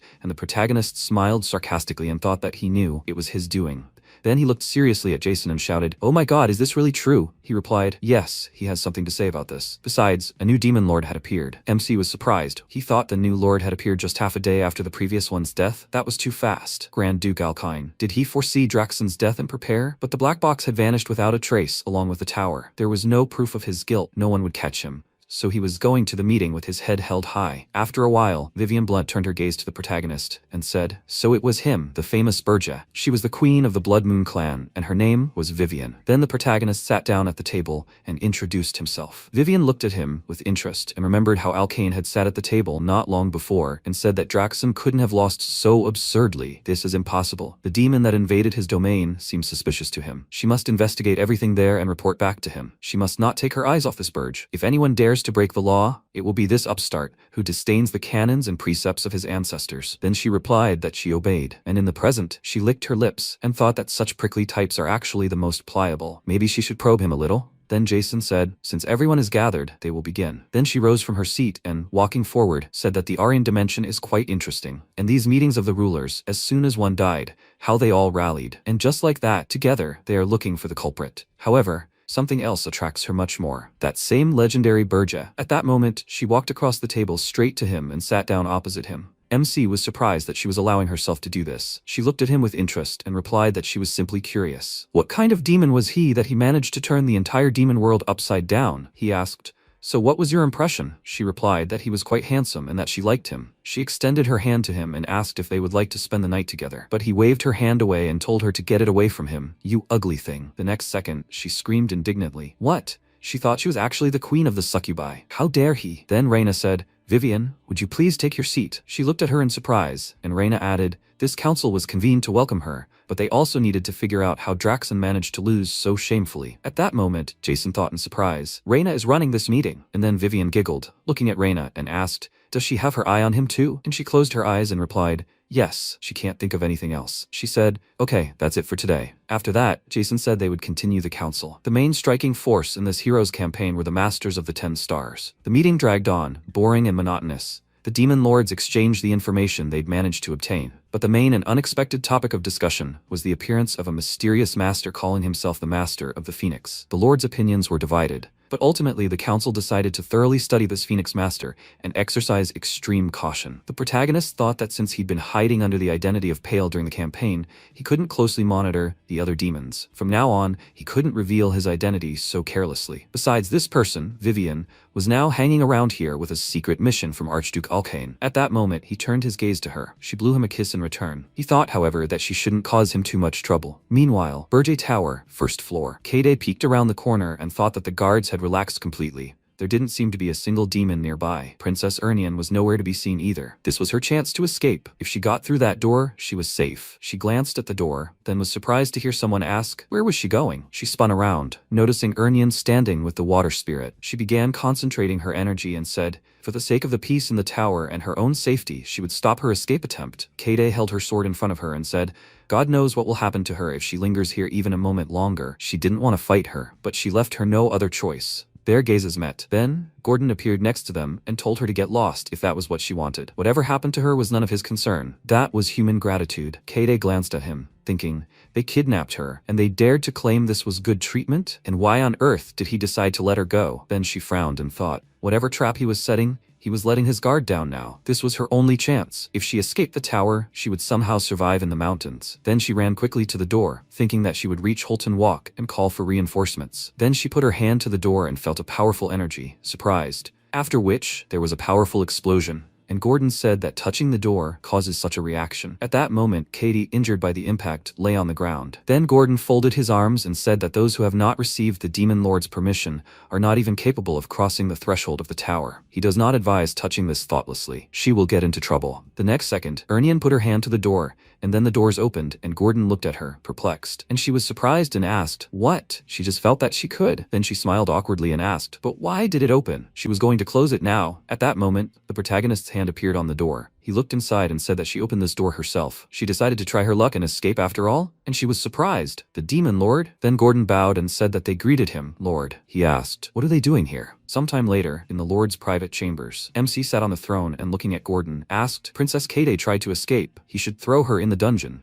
He replied that he was listening. But his lord, how did this happen to Princess Ernian? He asked, what is he talking about? He replied that only those he had given his consent could leave the tower. But hadn't Princess Ernian opened the gates herself? He replied that the tower had acknowledged the princess, accepting her as part of their abode. He was surprised by what, and the protagonist thought that if Princess Ernian had contact with a high-ranking spirit, then escaping the tower and crossing the mountains alone would be a piece of cake for her. At that moment, he glanced at the screen that had appeared and thought that he hadn't been in the tower for quite some time. So why hadn't she left yet? What was she really up to, Ernian? Meanwhile, in the underground prison, Ernian looked at Kade behind bars and said, as she had told her, she shouldn't try to escape, and she gritted her teeth and said that there is no such thing as without reason and kindness. This demon lord definitely has some kind of devious plan, so that means she does too. Then Ernian looked away and said, actually, she came here of her own free will. Kade was surprised, what? And then MC wondered if she looked straight at him. Did she realize he was watching her? Then Ernian said she ran away because she couldn't stand this palace, her entire family, and her own father anymore. Technically, she was kidnapped first, but after that, she had no intention of returning. Watching what was happening, the protagonist thought, Princess Ernian, is she telling him this? And then Kade grabbed the bars and said that among the many princes and princesses of Hildren,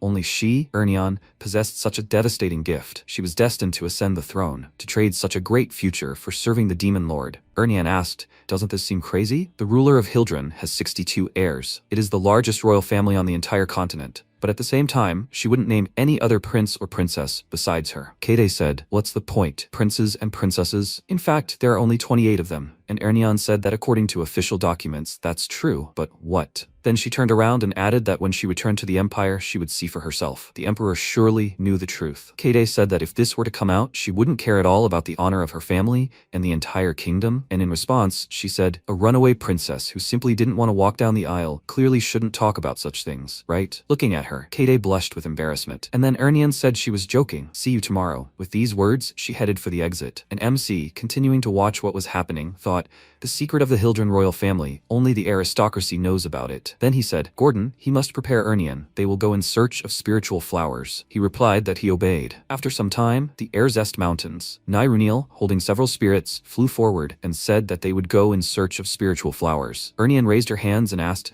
she didn't have any mischief in mind, did she? Then she said that she was probably very glad that she finally got out into the fresh air. Lately, he hasn't appeared in the tower for a long time. The protagonist stood next to her and then called her name. She looked at him in surprise and said that he called her by name, and he said that he didn't believe that everything he told her was the whole truth. She must tell everything she hid from him. He concentrated energy in his hand and added, if she doesn't tell. The next second, their gazes met, and at that moment, Dapner Filion was watching them from the side. He looked through binoculars and said, I found it. This is the demon lord from the Regressed mountains. At that moment, Ernian looked at the protagonist in surprise and he said, well, there will be no new path. The next second, he sent a powerful stream of energy to the side and said that she would tell everything once he got rid of this annoying guest. Then Dapner screamed in fear. He had sensed him from such a distance. He realized he was using stealth magic, his doppelganger. At that moment, the protagonist said, cheap tricks. And Ernian looked at him and asked, was that the hero? He replied that it was true. He had been hanging around here from the very beginning and had been getting on his nerves. She said, a hero who has ventured into such a remote place to search and even hides in the shadows must be Dapner, the hero of the 10 stars.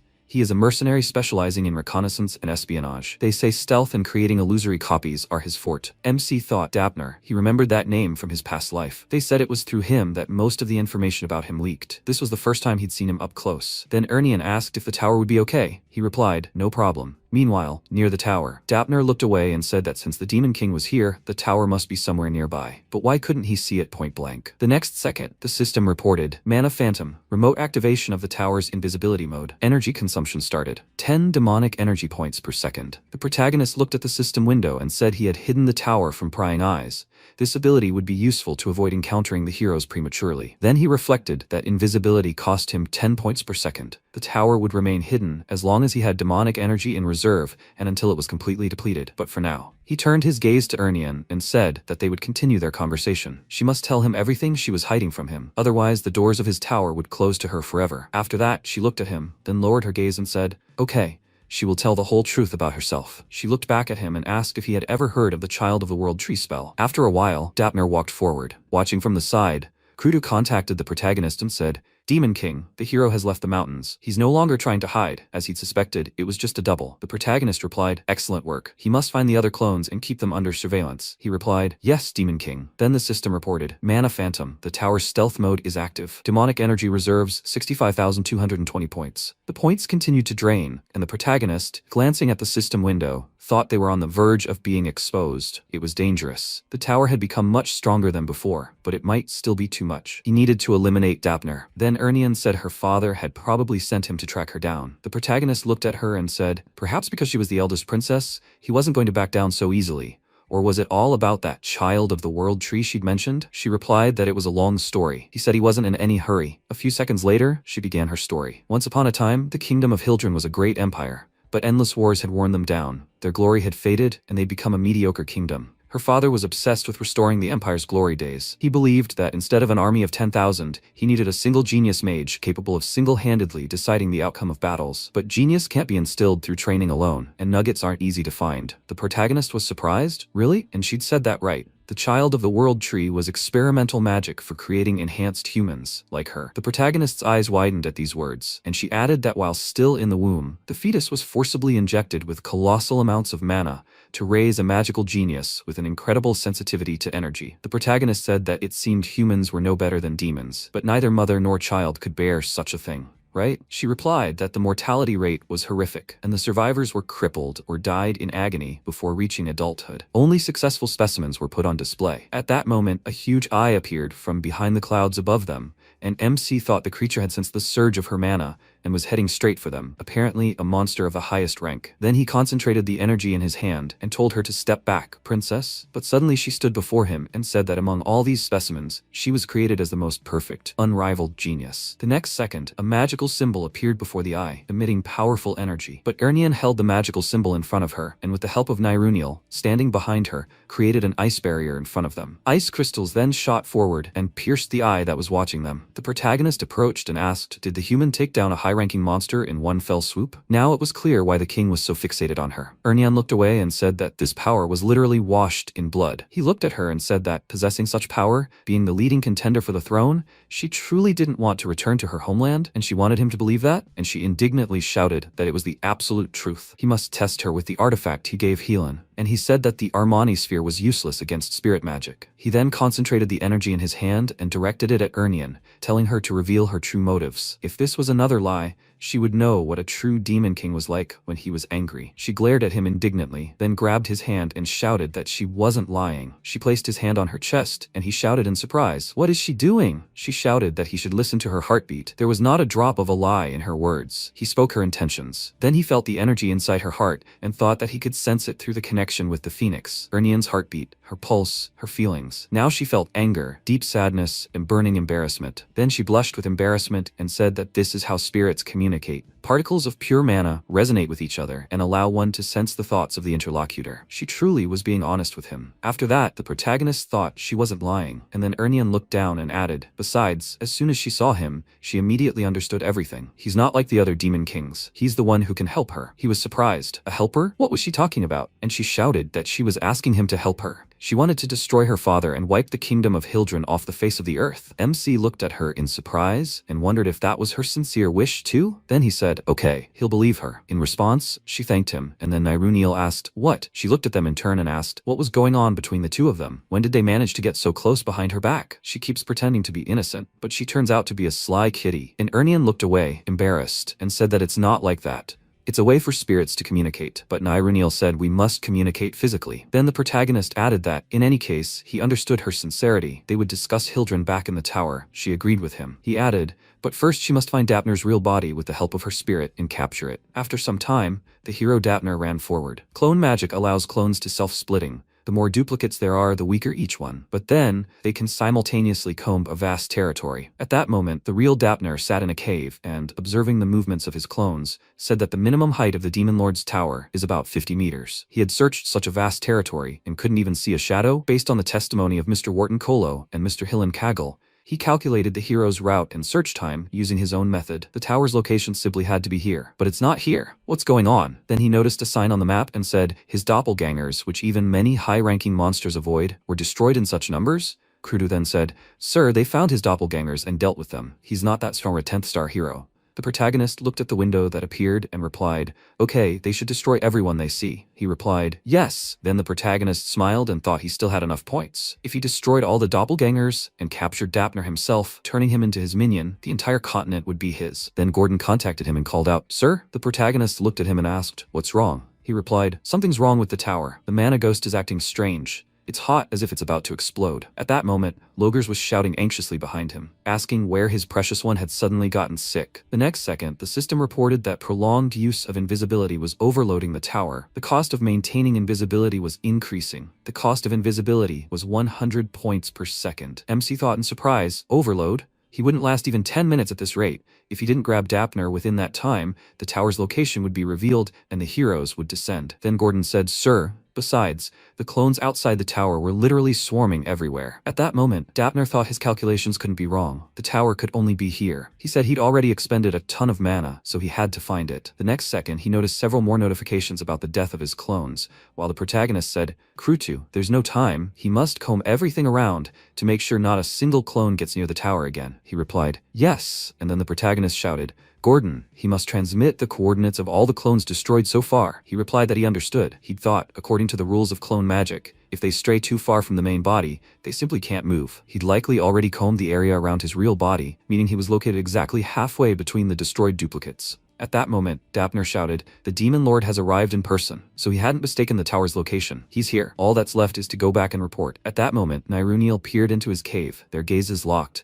And then she instantly created a magical symbol and shouted, "A body has been found." She channeled icy energy into the cave and closed the passage, but at that moment, the hero appeared behind her. She turned sharply and shouted, "Run!" And the protagonist shouted, "Ernian, the coordinates!" She raised her hand and shouted, "Here, Mistress Niruniel." Then she directed a stream of energy upward, and the protagonist noticed this signal and abruptly rushed into the sky. He appeared before Dapner in a flash and called his name. He said that he would let him choose. If he wanted to live, he must submit. And Dapner thought, he's a demon lord, right? No. A phoenix? Can a phoenix have two masters at once? No, from what he'd heard, the phoenix's master was clearly a certain Pale, who was close to Helan. So this demon lord, could Pale really be the demon lord, and Helan his lackey? His eyes widened in surprise, and he thought, and the one he encountered earlier, it was like a spirit? Spirits assist the demon lord? That couldn't be right. So the crown princess, like Helan, was assisting the demon lord. Submit. A scandal like that, no matter who you sell out to, could make you live happily ever after. First, he needed to get away with it. The next second, he and several clones advanced further, and then he was surprised. A powerful energy appeared in the sky above them, and the protagonist said, "Fool, he gave him the right to choose. He must disappear, the hero of the 10th star." Dapner thought, this is the power of a demon lord who's not even a year old? Damn it. How dare they foist such a task on him? He should have abandoned this long ago, no matter the money. If he'd known he was so powerful, he never would have come here. At that moment, a powerful explosion thundered, followed by a magical bird snatching the scroll and flying off into the distance. After a while, the bird flew into the kingdom of Hildren, and a few seconds later, one of the king's subordinates knelt before him and shouted, "Your Majesty, Royal Intelligence has just received a message from Dapner." He asked, "Well, have you managed to locate the tower?" He shouted, "Yes, he sent the exact coordinates." And the king smiled and said, as expected of him, "He never disappoints." The subordinate added, "However, Dapner," he asked, "what happened?" He replied that the mana bird, Dapner, who had delivered the message, had immediately burned in black flames upon arrival and disappeared. He shouted, "What? That means?" Before he could finish speaking, his subordinate replied, "That's right. The mana bird's sudden death meant that Dapner himself, his true body, had similarly fallen at the demon lord's hands." The king then slammed the handle of his throne and declared that even the loyal and reliable Dapner had greatly underestimated the new demon lord. He then extended his hand forward and shouted for them to contact the Heroes Guild immediately. He demanded the full assembly of all 10-star heroes. This time, they would finish off this young lord. They would bring back his crown princess. Meanwhile, at the sight of the explosion, the protagonist, trying to catch his breath, sank to one knee. He reflected that, with the power of the phoenix, his might exceeded all expectations, but his fatigue was simply insane. The next second, he began to collapse from exhaustion, but Ernian caught him and asked if he was okay. Wounds from the hot soil began to appear on her legs, and the protagonist, noticing this, said that her knees were on fire. Weren't she hot? And she said that the water spirit specializes in healing. Besides, he doesn't like to show his weakness. Who knows, orcs could be somewhere nearby. MC noted that she was right. Then he would rest for a little while. She replied that of course, he shouldn't worry about anything. Sometime later, the news said that dozens of succubi had invaded the royal palace. Alarm calls were being made. All demon kings must be destroyed. After reading the contents, Jason clutched the newspaper in his hand and said, Miss Vivian, he definitely asked her not to let his minions leave the tower. He said to be careful. And she, sitting at the table and holding a glass in her hand, asked, well, he told you, so what? She's the queen. She's the one giving the orders. He said that as a result, the people were wary. He didn't want to find himself in that situation. She asked if he was worrying too much. They were heroes after all. He asked what? And she asked, to the demon kings, heroes are just food, aren't they? She took a sip of her drink and added, and the fact that her people encountered a hero in the palace, well, they were just unlucky. Then Jason grabbed his head and said, Lord Duke, why did you send such an empty-headed fool here? Then she shouted indignantly, what? He just called her an empty-headed fool? She stood up from her seat and shouted at him to correct his words right now. She is the queen of the succubi. She climbed onto the table and took a few steps and added, and not some fool, she is the best of them all. Jason smiled and, after a slight pause, said, Miss Vivian, how many heroes do you think there are in Arene? She replied that in the dimension she had conquered, there were about 10. Here, there are probably more, perhaps around 50. Even so, why make a fuss over a mere number? He smiled and said that it seemed she hadn't heard anything from the Archduke, although she really would never have come here. She looked at him in surprise, and he said, 4,732. That's how many are currently registered in the Heroes Guild. She started nervously twirling a strand of her hair and asked, it's a joke? Can't be that many in one dimension. Before she could finish, Jason said that if this dimension had a limit, the previous demon kings would have conquered it long ago. She says she was just unlucky, but in Arene, meeting a hero is common. She said nervously, that can't be right. The Archduke definitely promised. She remembered him saying, Vivian, that for her, the queen who conquered the dimension, as well as the queen of her race, conquering Arene would be easy. If she followed through, he promised to make her his successor. Of course, there was Deus to consider. He would eagerly await the results. She mustn't disappoint him. Then she cried out, yes. At that moment, Jason asked, did he really promise her the title of Archduke? He probably also ordered her to keep an eye on Berge, and she cried out in surprise, how could he? He raised his index finger and replied, it's simple. He knows this method well. Use the informant as a disposable, then discard. She asked, disposable? The next second, he directed his energy at her, forcing her face to the table, and added, to put it simply, they threw her away like trash, stupid queen. From now on, he hoped that nothing even remotely resembling a thought would enter her empty head. She simply had to do what he said without question. Did she understand? She replied that she understood. After a while, he returned to his seat and, glancing at the newspaper, noticed the news of Dapner's death, and several other pieces of news. He thought the world was shaking with fear. This wasn't the picture he had imagined. Vivian wasn't the problem. She could be easily controlled. The real problem was Berge, that arrogant black flame dragon. He wanted to wait a little longer, but now that things had turned out this way, he had no choice but to end it quickly. Meanwhile, the protagonist opened his eyes from his bed and asked where he was. Ernian, having tasted the food she cooked, looked at him and asked with a smile, is he awake? The soup is just ready. Will he eat it? He replied that he would refuse, but more importantly, were they inside the tower now? They were on the 4th floor of his tower, in the Ernian house. She smiled and said that it was true. Beautiful, did he agree? He sat up in bed and asked how much time had passed, and how did she get back to the tower? She replied that he shouldn't worry. No one had seen them. While Gordon was away, she snuck in through a window on the 5th floor. Not even 10 minutes had passed since then. He replied, I see. She was great. She smiled, and then he asked, but did she do something to him? He clearly remembered how he collapsed from exhaustion, but now the energy was pouring out. With these words, he looked at his hands, and Nirunil said, of course, it was all because she shared her mana. He looked at her in surprise and asked,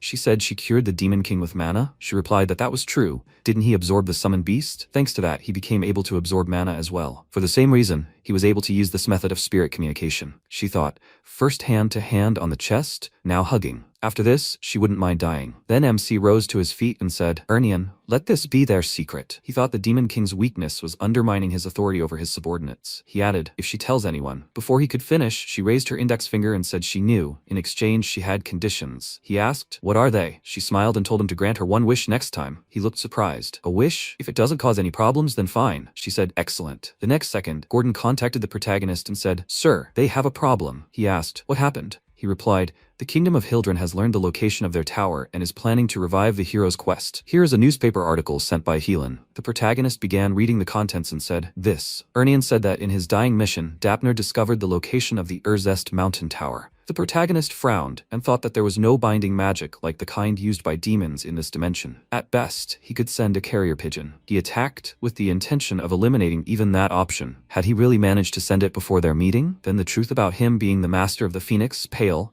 shouldn't have been revealed. Should that be considered a blessing? Then Ernian looked at the screen in surprise and thought, that's it. Then Gordon said, they say they plan to gather all the 10-star heroes. The scale will be enormous. Preparations should take at least 6 months. Then MC thought, 6 months. The tower has already been discovered. With so many 10-star heroes, petty tricks will no longer work. Things like an avalanche or a monster will not cause any harm. Eventually, hundreds of heroes will arrive at the tower in perfect condition. In just 6 months, was he really going to die again? Allowing himself to be used? Damn it, there has to be a way to overcome this, somehow. Then, Ernian took his hand and said, Demon King, she has an idea. Only a dark medium can do such a thing. One of His Majesty the Demon King's best subordinates. The protagonist looked at her in surprise, and then smiled and thought how stupid it was. Even hearing it again, it still sounded childish. Then he said that it seemed he had made her worry for nothing. He suggested holding an immediate meeting on countermeasures. He thought that he would never break until he took revenge on all the idiot heroes who humiliated and killed him. Ernian said yes, the only way to stop them was to kidnap her sister Elena. MC was surprised. What? She pulled his hand closer to her and offered to save Elena and stop the heroes' march. He asked, Elena, does she mean the 13th princess? She answered that yes, she is her little sister. They have different mothers, but they are very close.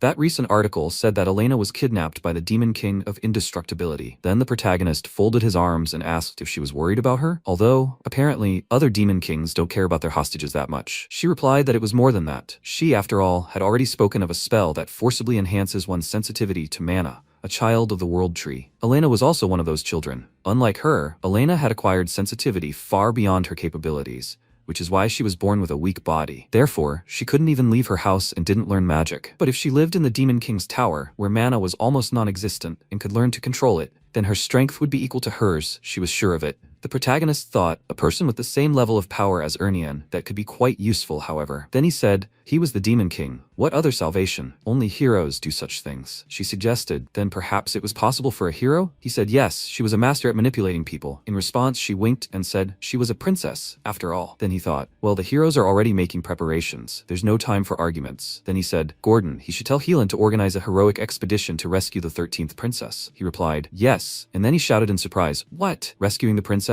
Sometime later, the Tower of Indestructibility, the Demon King's chambers. Ugar stood before the guests and said that he had heard the news, Berjay. Now, when the heroes were about to storm his tower again, he still came to him. And why would he help an idiot who insulted their charter? The next second, the protagonist rose into the air and said, what nonsense. He didn't come to ask for help, but to offer it. Ugar shouted in surprise. What? And he said that his goal, that the hero's goal, was not his tower, but him. He shouted in surprise. What? The protagonist added that he should place the 13th princess whom he had kidnapped on the first floor of the tower. Then the heroes would leave immediately after rescuing her. And he shouted, this is nonsense. He hasn't heard anything about the expedition. He said that the Titan's intelligence is mediocre anyway. Then Ugar frowned and said, this guy, just because he keeps listening to him, is getting more and more brazen, crossing the line, scoundrel, insulting the regulations. The next second, he raised his hand to strike and used 3rd level Titan gigantization magic. And MC said, 3rd Prince Gaion, 7th Princess of the Bellows Duchy, 4th Prince Matiel, 6th Princess Kandaria. Ugar stopped his fist, and the protagonist added,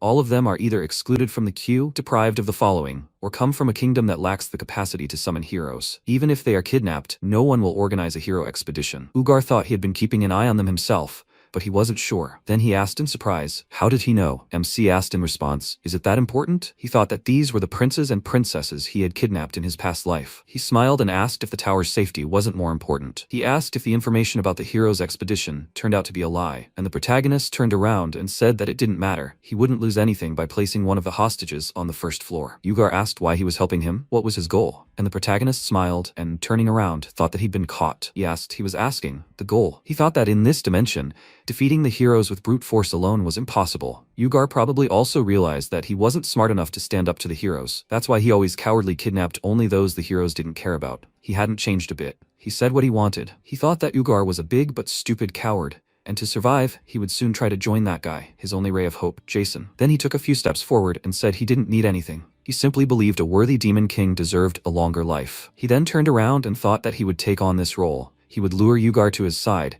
and one of Jason's cards would be removed from play. Sometime later, in the Merchant Guild's stronghold, there was a golden moon. The teleportation magic circle was in effect. The protagonist thought that now that they had dealt with Ugar, he asked if the preparations were complete, and Helan placed his hand on his chest and answered, yes, as he had ordered, they could leave at any time. Roselle said she had taken charge of the tower's conquest plan. She had already climbed it a couple of times. The mercenary captain smiled and said, the Red Falcon Mercenary Guild was all assembled. He should let them demonstrate their strength. Then MC said that this should be enough. He thought that they would go beyond the first floor anyway. After that, he said, Amon, Granada, how are things with the elf slaves? Amon smiled and said that there were 33 elves here, rescued from all corners of the continent. Granada added that they all swore allegiance to him. The merchant, Jetson, said that thanks to him, the negotiations went smoothly. The protagonist said, excellent work. They will meet later. With these words, he tossed a bag of money to the merchant, who thanked him in return. After that, the protagonist looked at the others and said that they were now moving out, the goal being the rescue of the 13th princess. The others agreed with him. Sometime later, the Golden Moon Trading Guild, an underground warehouse. The protagonist looked at Granada and asked, "So they swore allegiance?" He answered, "That's right. They swore an oath with the World Tree." The elf said that they saved them from eternal humiliation.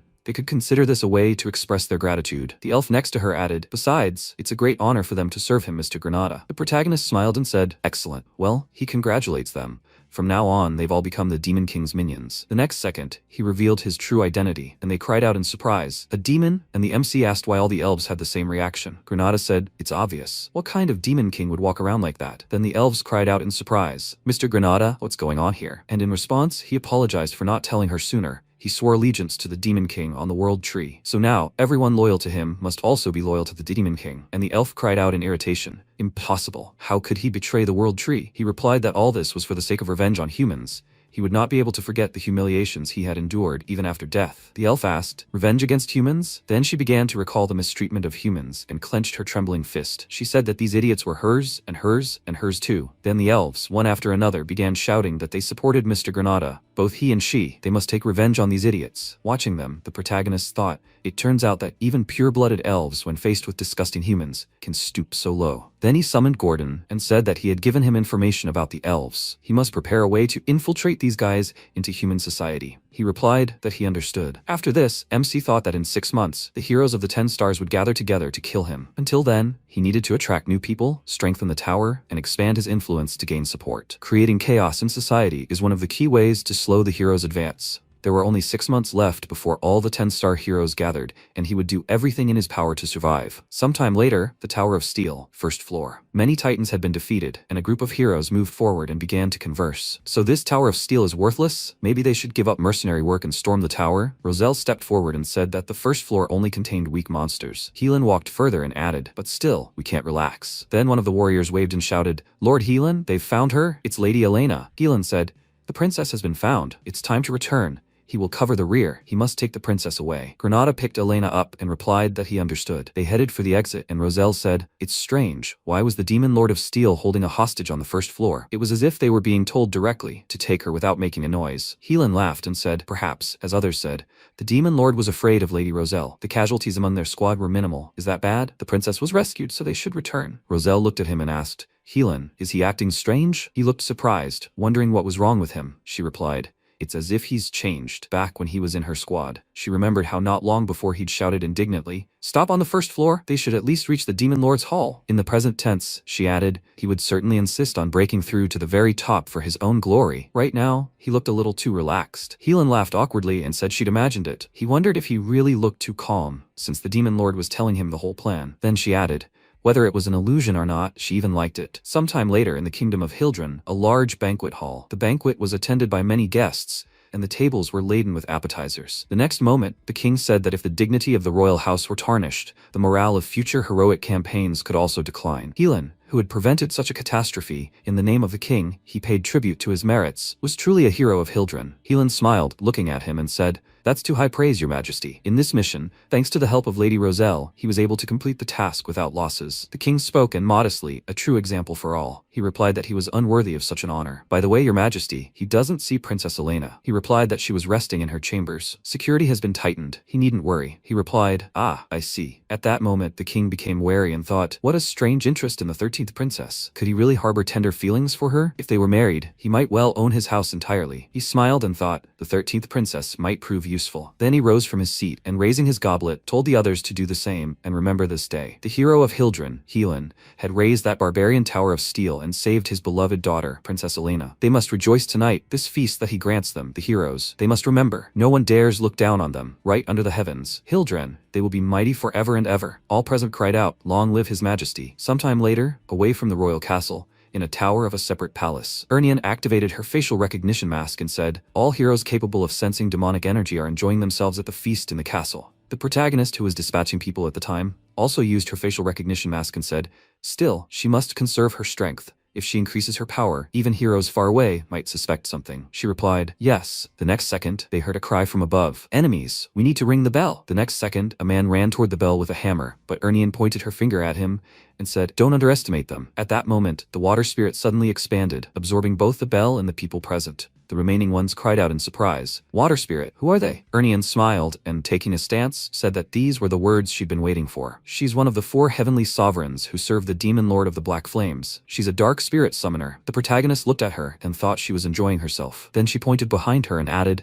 this gentleman came all the way from Regressed. She was then surprised not to see the protagonist there, and he shifted and rose up, saying, it's annoying being looked down upon, they must finish them off. The man then shouted, Demon Lord and the 4 heavenly sovereigns? They've come to kidnap the princess. Entering through the front doors so brazen, the protagonist shouted, does he think they won't notice? There's powerful protective magic on the windows. The guard, pointing his sword at him, shouted, you fool. He was admitting he needed to kidnap her quietly without alerting the heroes. He couldn't use demonic energy right now. The others rushed to attack, and he shouted for them to show the Lord of Black Flame the full power of the guards. And the protagonist said, it's true, he can't use demon magic right now, because if the heroes smell him, it would be too much trouble. But did he really think he could handle him? He turned, looking at his attackers. After a while, Elena was awakened by a loud sound. The protagonist stood next to the guards' bodies and said he had held back his power. If the tower collapsed, it would be too loud, leaving only him. The man gritted his teeth, growing nervous, and thought, the best royal guard, and they couldn't do anything? So he really is a demon lord. The next second he began slashing his sword at the wall and, jumping out of the resulting hole, thought that he should retreat first and then urgently call the heroes. But then he was surprised. He felt energy and thought,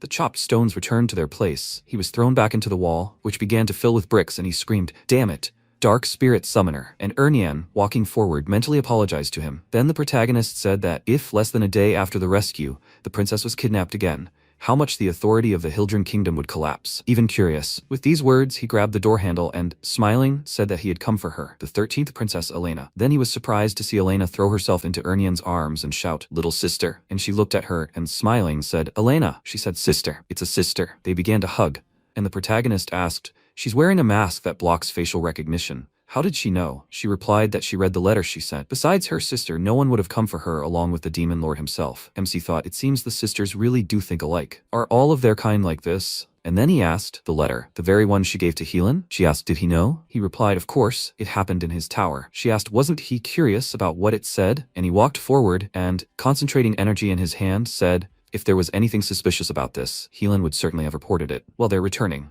With these words, he released energy. And at that moment in the banquet hall, a subordinate approached the king and said, Your Majesty, the 13th princess of the Black Flame has just arrived. The king then threw down his glass of drink and shouted, idiots! Stolen again! The feast is over. How dare they mock Hildren? What kind of people does this young lord of the Black Flame take them for?